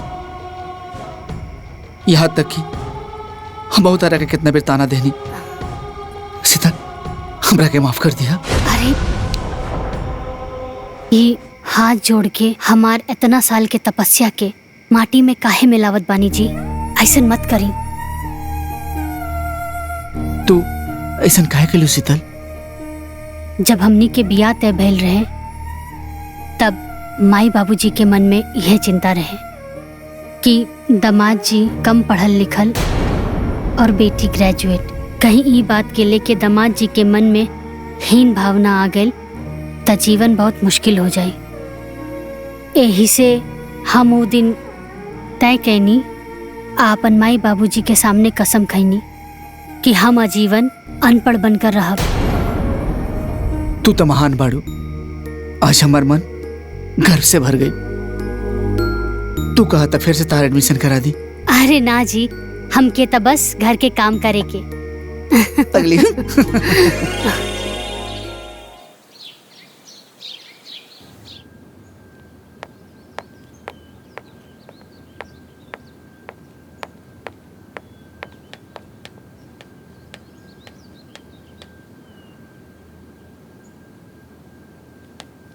अरे ओ बड़े घर की बेटी, अरे ओ बड़े घर की बेटी, अरे ओ दहेज वाली, याद बा ना कि आज चाय तोहरा के बनावे के बा।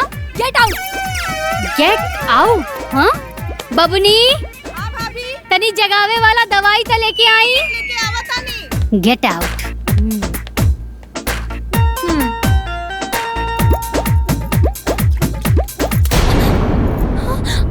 What is this? मतलब What is this? समझ में नहीं क्या आवत कि What is this?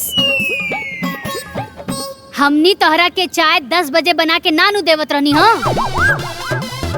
टाइम देखा 10 बज गइल बा। हमनी के चाय चाहिए। अरे अरे अरे इतहार पापा के दिहल ना हा कि जौन बुझाई ऊ करबू।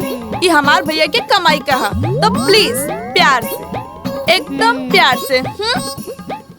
और 10 चाय जल्दी। देख ले। चलो चलो।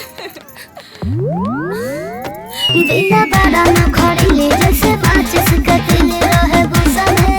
हाजी गुस्सा में केहू सभे झट से वाझुरानी, केहू सभे झट से वाझुरानी।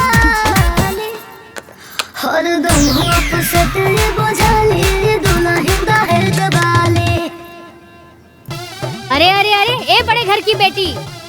ई सब तोहार बाप के दहेजवा ना हा। हाँ ए पर अपन गर्मी मत दिखावा। ई सब सामान हमनी छोट लोग के हा। तनिक आराम से चाय बनावा। हे भाभी। हाँ बबनी बोला। बड़ घर के बेटी के हाथ के चाय के स्वाद कैसन होला जी? हाँ 1 मिनट में पता चल जाए बबनी। अब चाय बनता है बात देवर जी के बोल दा कि पी के जई हैं। ए छोटका भैया चाय बन गइल, पी के जइहा। चलो हो। चलो।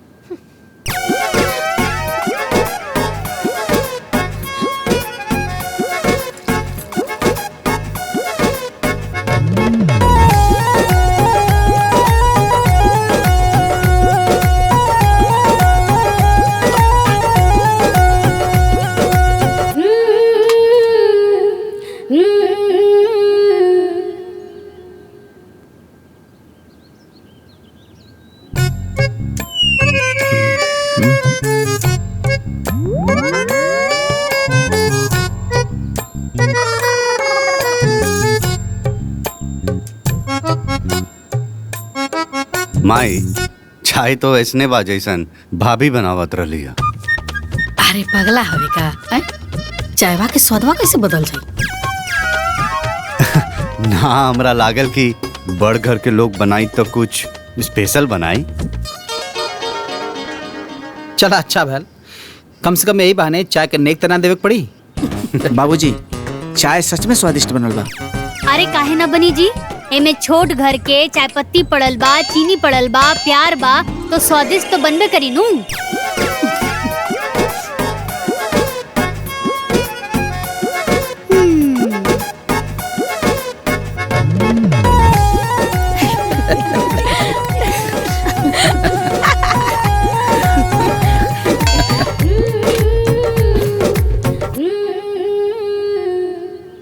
बाबूजी चलल जाए? हाँ चला। हाँ आओ भैया। चला हो।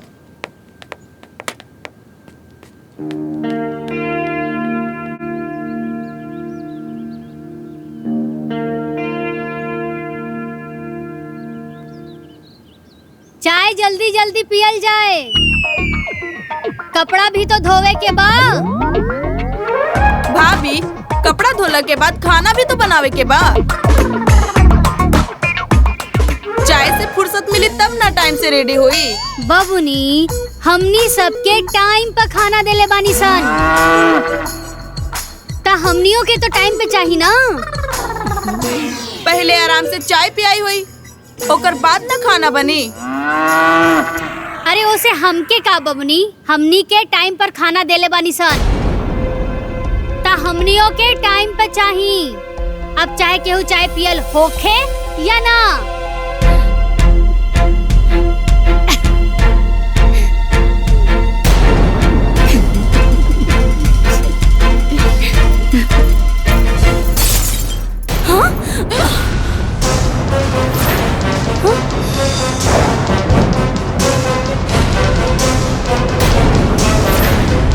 अब जब तक तुम लोग के खाना बना के ना खिया देब ना, तब तक पानी के एक बूंद ना पियब। अरे तेवर तो देखा था नहीं अम्मा जी इनकर। हाँ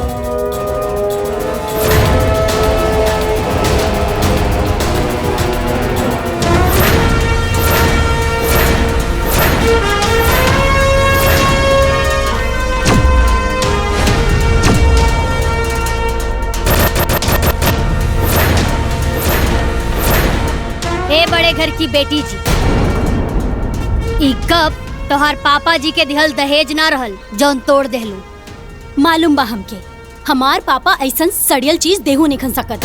फिर भी चाय तो इहे में पियत रहलू हा। बस कुछ दिन के बाद में, बस कुछ दिन और, फिर ओकरा बाद ई घटिया सामान, घटिया लोग, ई घटिया घर से हमके मुक्ति मिल जाई। वो सब ठीक बा मैडम जी, लेकिन ई कप तक टूट गइल बा ना, अब का होई? और वैसे भी हमनी के तो गरीब आदमी है सन, गरीब घर के बेटी, चाय के में पियल जाई। अच्छा अभी बताओ तनी।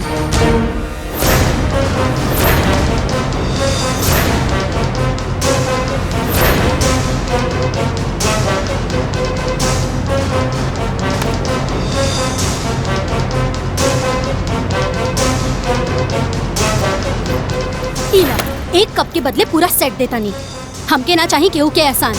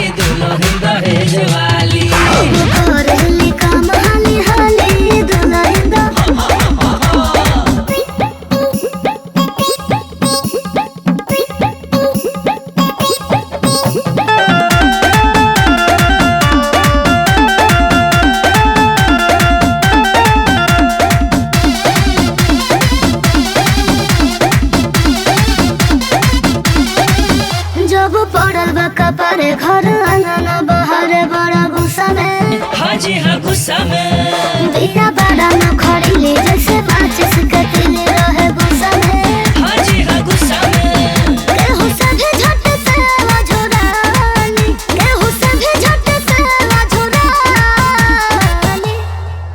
हरदम हुआ से तेरे बोझाली दुल्हन दहेज वाली करेली काम हाली हाली दुल्हन दहेज वाली दहेज वाली हो दहेज वाली हो दहेज वाली पहले रहली बड़का बवाली दुल्हन दहेज वाली हम करेली काम हाली हाली दुल्हन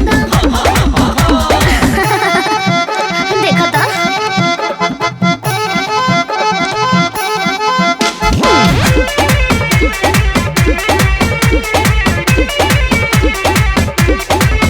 होई बड़े बाप के बेटी आज बेला तारी रोटी देखो कोई से हाजी हारी से सब काम झमा झम करो तारी दाना दान देखो कोई से हाजी हारी से ना दे डाली ना कहू से ना जानी ना दे डाली ना कहू से ना जानी केहू से पूछो कह जाली दुल्हन दहेज वाली करेली काम हाली हाली दुल्हन दहेज वाली दहेज वाली हो दहेज वाली हो दहेज वाली पहले रहली बड़का बवाली दुल्हन दहेज वाली अब करेली काम हाली हाली दुल्हन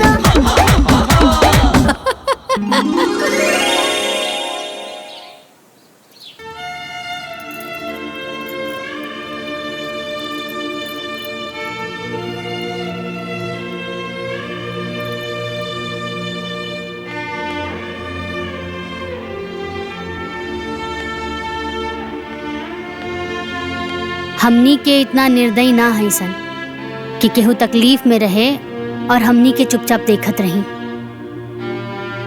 पाप लागी ना, ला लगा ला।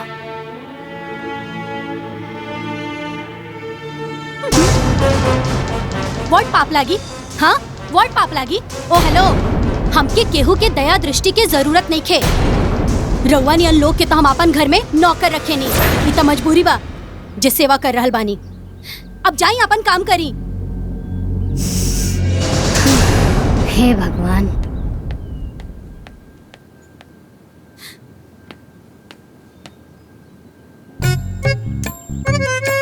अरे आज बड़ घर के बेटी अपन जरल हाथ में अपने से पेस्ट लगाव तारी तो हर बाप के दिहल दहेज ना लगा देत बा का?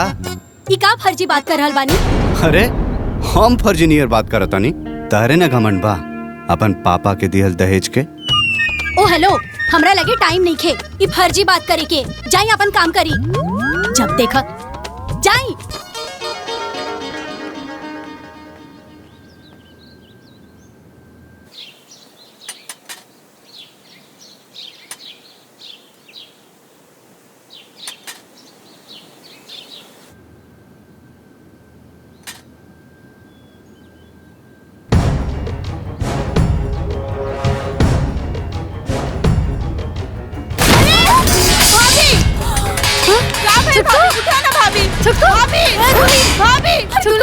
अरे पानी लेके आओ, पानी लेके आओ। ममता, अरे अरे सुनी ना, जल्दी से डॉक्टर के बुला के लेके आई। जाए भैया। देवर जी उठाएं।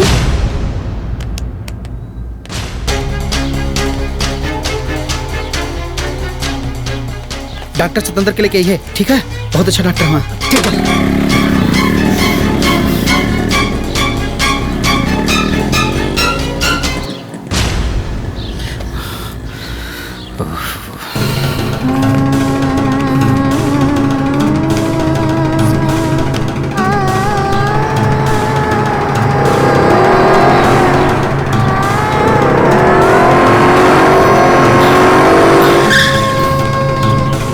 जल्दी चल, जल्दी आओ। पकड़ पकड़, चल चल। आई आई।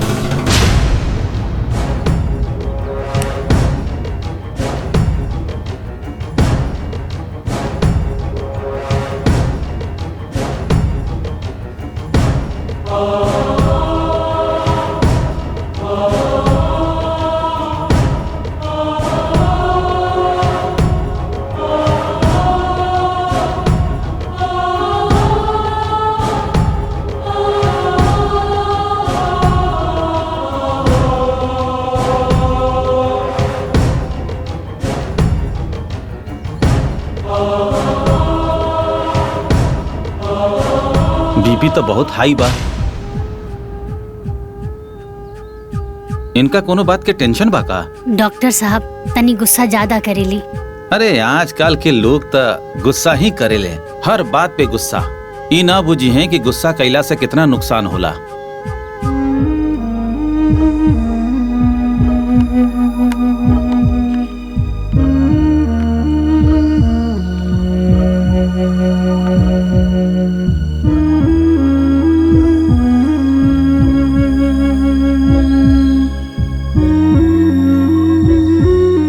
हम बीपी के इंजेक्शन लगा देले बानी, कंट्रोल हो जाए। दवा लिख देत बानी, सुबह शाम खिलावत रहिया। और हाँ, इनके 24 घंटा रेस्ट चाहिए। सिर पैर में तेल मालिश भी करत रहिया लोग।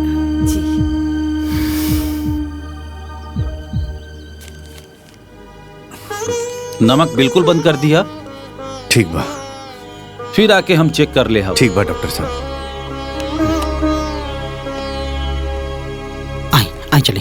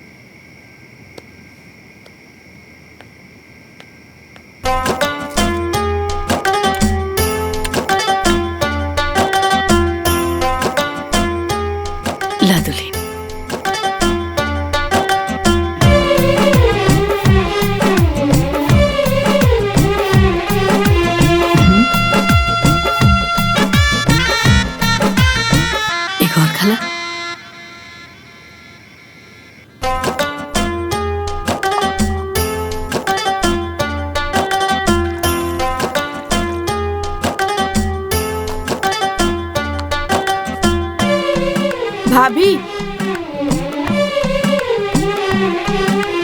ले दूध पी ली।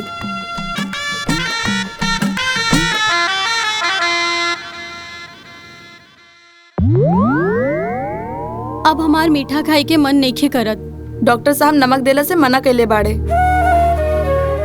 पीला।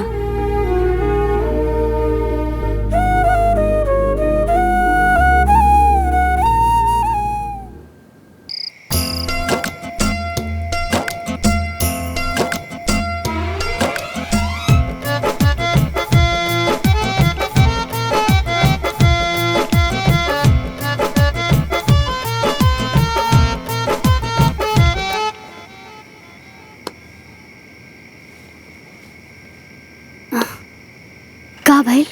दीदी हमके बेचैनी होता, बाहर जाए के बा। रुका, हम लेके चलता नहीं।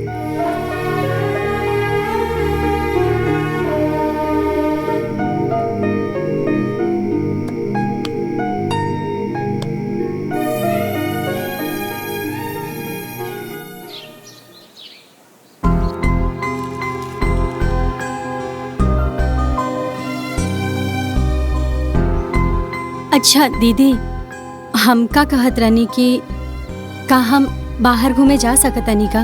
ज्यादा बाहर घुमला के कोनो जरूरत नहीं है, डॉक्टर साहब मना के ले बड़े। दवाई खा लो।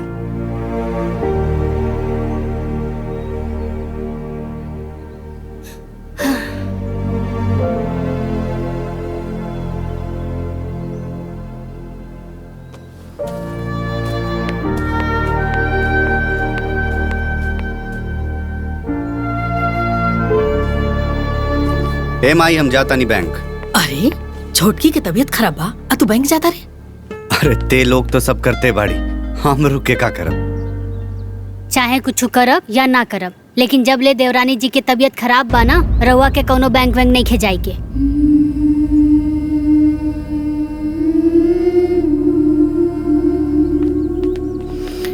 आई।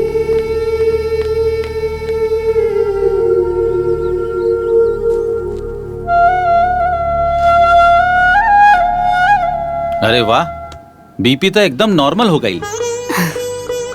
रउआ लोग बढ़िया से केयर कईनी, यही से सब कुछ बहुत जल्दी नॉर्मल हो गई। और हाँ, इतना गुस्सा सेहत खातिर बहुत खतरनाक होला, ब्रेन हेमरेज भी हो सकेला। यही से अपन ख्याल रखिया, कूल रहिया और प्यार से रहिया, ठीक बा? जी डॉक्टर साहब।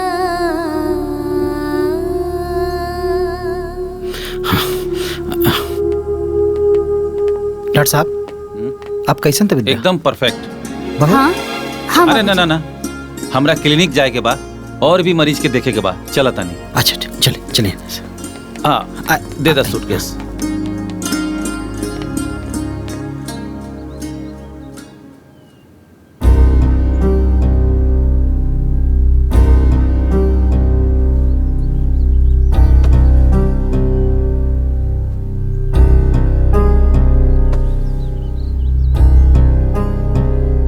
तू पिछला 24 घंटा से बिस्तर पर बीमार पड़ल रहलू है। का तहार पापा के दहेज तहार देखभाल कैलस? का तहार पापा के दहेज तहरा के दवाई खियवलस? का तहार पापा के दहेज तहरा के खाना खियवलस? ममता, घमंड बहुत बेकार चीज होला। पैसा से ज्यादा कीमत इंसान और इंसानियत के होला।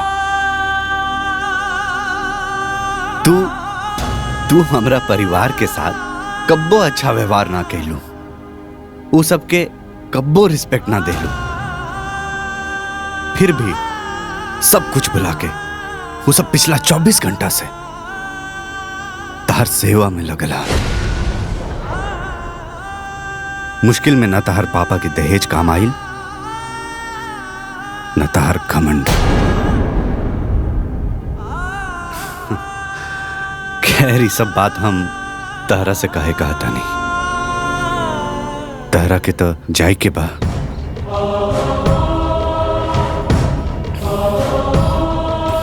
ठीक है।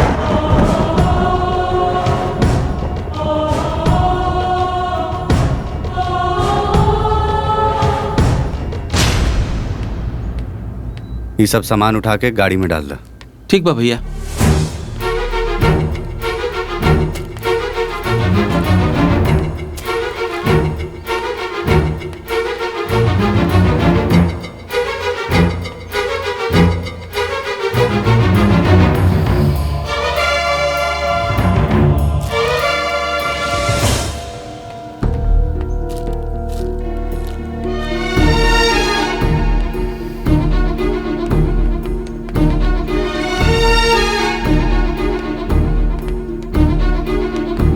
ए बबनी, ये सब सामान कहाँ जाता?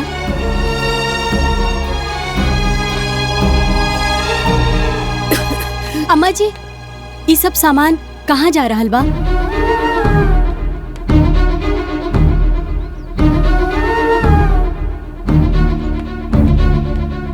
दीदी,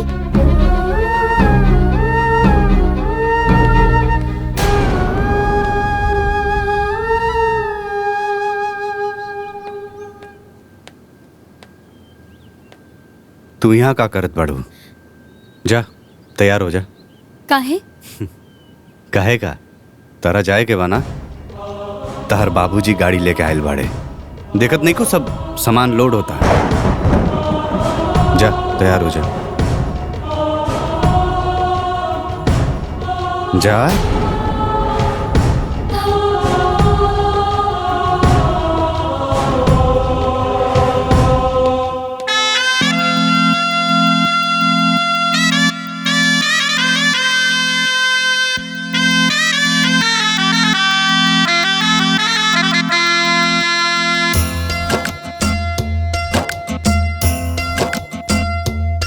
आज आयल बालाचारी, मन भाईल भाटे भारी। आज आयल बालाचारी, मन भाईल भाटे भारी। आज छूटो त हमरा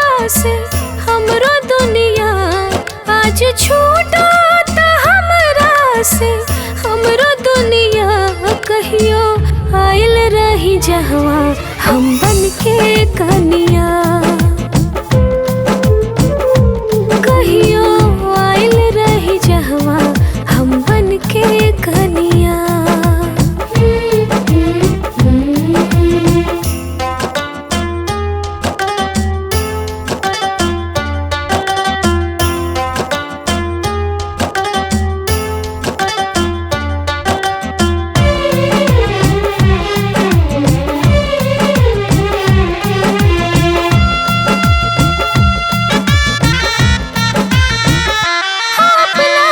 करनी के भाल पाइनी अपने लोग में बेगाना भाईनी कब ना मुँह से हम तो अब केहू से बोली अपना दिल के बतिया हम केकराया देखोली दूर हो तारे पिया जी से उनके धनिया दूर हो तारे पिया जी से उनके धनिया कहियो आइल रही जहवा हम बन के कनिया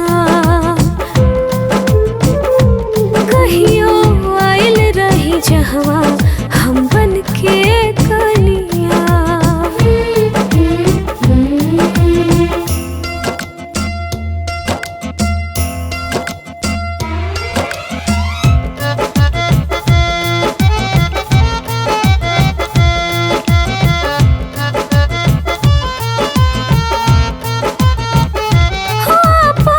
किस्मत बिगाड़ ले हनी हम तो घरवा उजाड़ ले हनी जिकरा से तरा है जन्म जन्म के नाता हमरा से अब वो है साथे छूटल जाता दूर हो तारे राजा जी से उनके रनिया दूर हो तारे राजा जी से उनके रनिया कहियो आइल रही जहवा हम बन के कनिया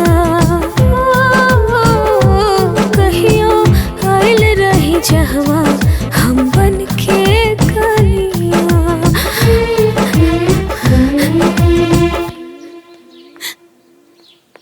पापा हम केहू के पैर ना छुअनिया हम पैर छू के आवतनी अभी कर कौनो जरूरत नहीं है बेटी। जरूरत बा पापा वो हमार सास ससुर जेठ जेठानी हलो प्लीज पापा हमके जाए दी अभी घर से तोहर कौनो रिश्ता नहीं है बेटी। आज के बाद ना रही लेकिन आज बा पापा प्लीज जाए दी प्लीज प्लीज जाए दी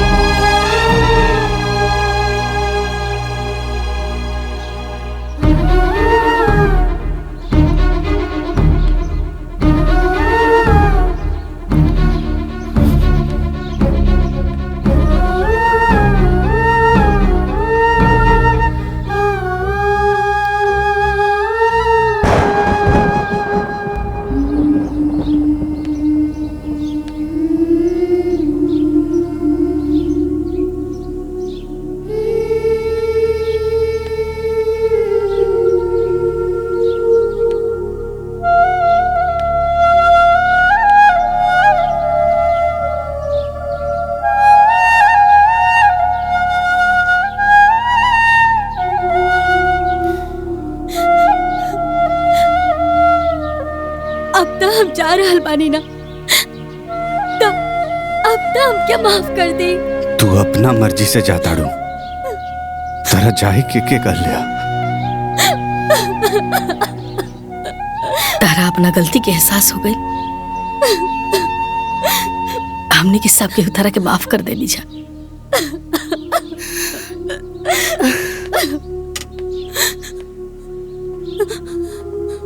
दान दहेज से खुशी ना मिलेला। खुशी ता अपनन के खुशी दे के मिलेला। हे छुटको, बड़ घर के बेटी हो। ए छुटको, बाकी पतो तो हमनी घर की हो ना। हाँ?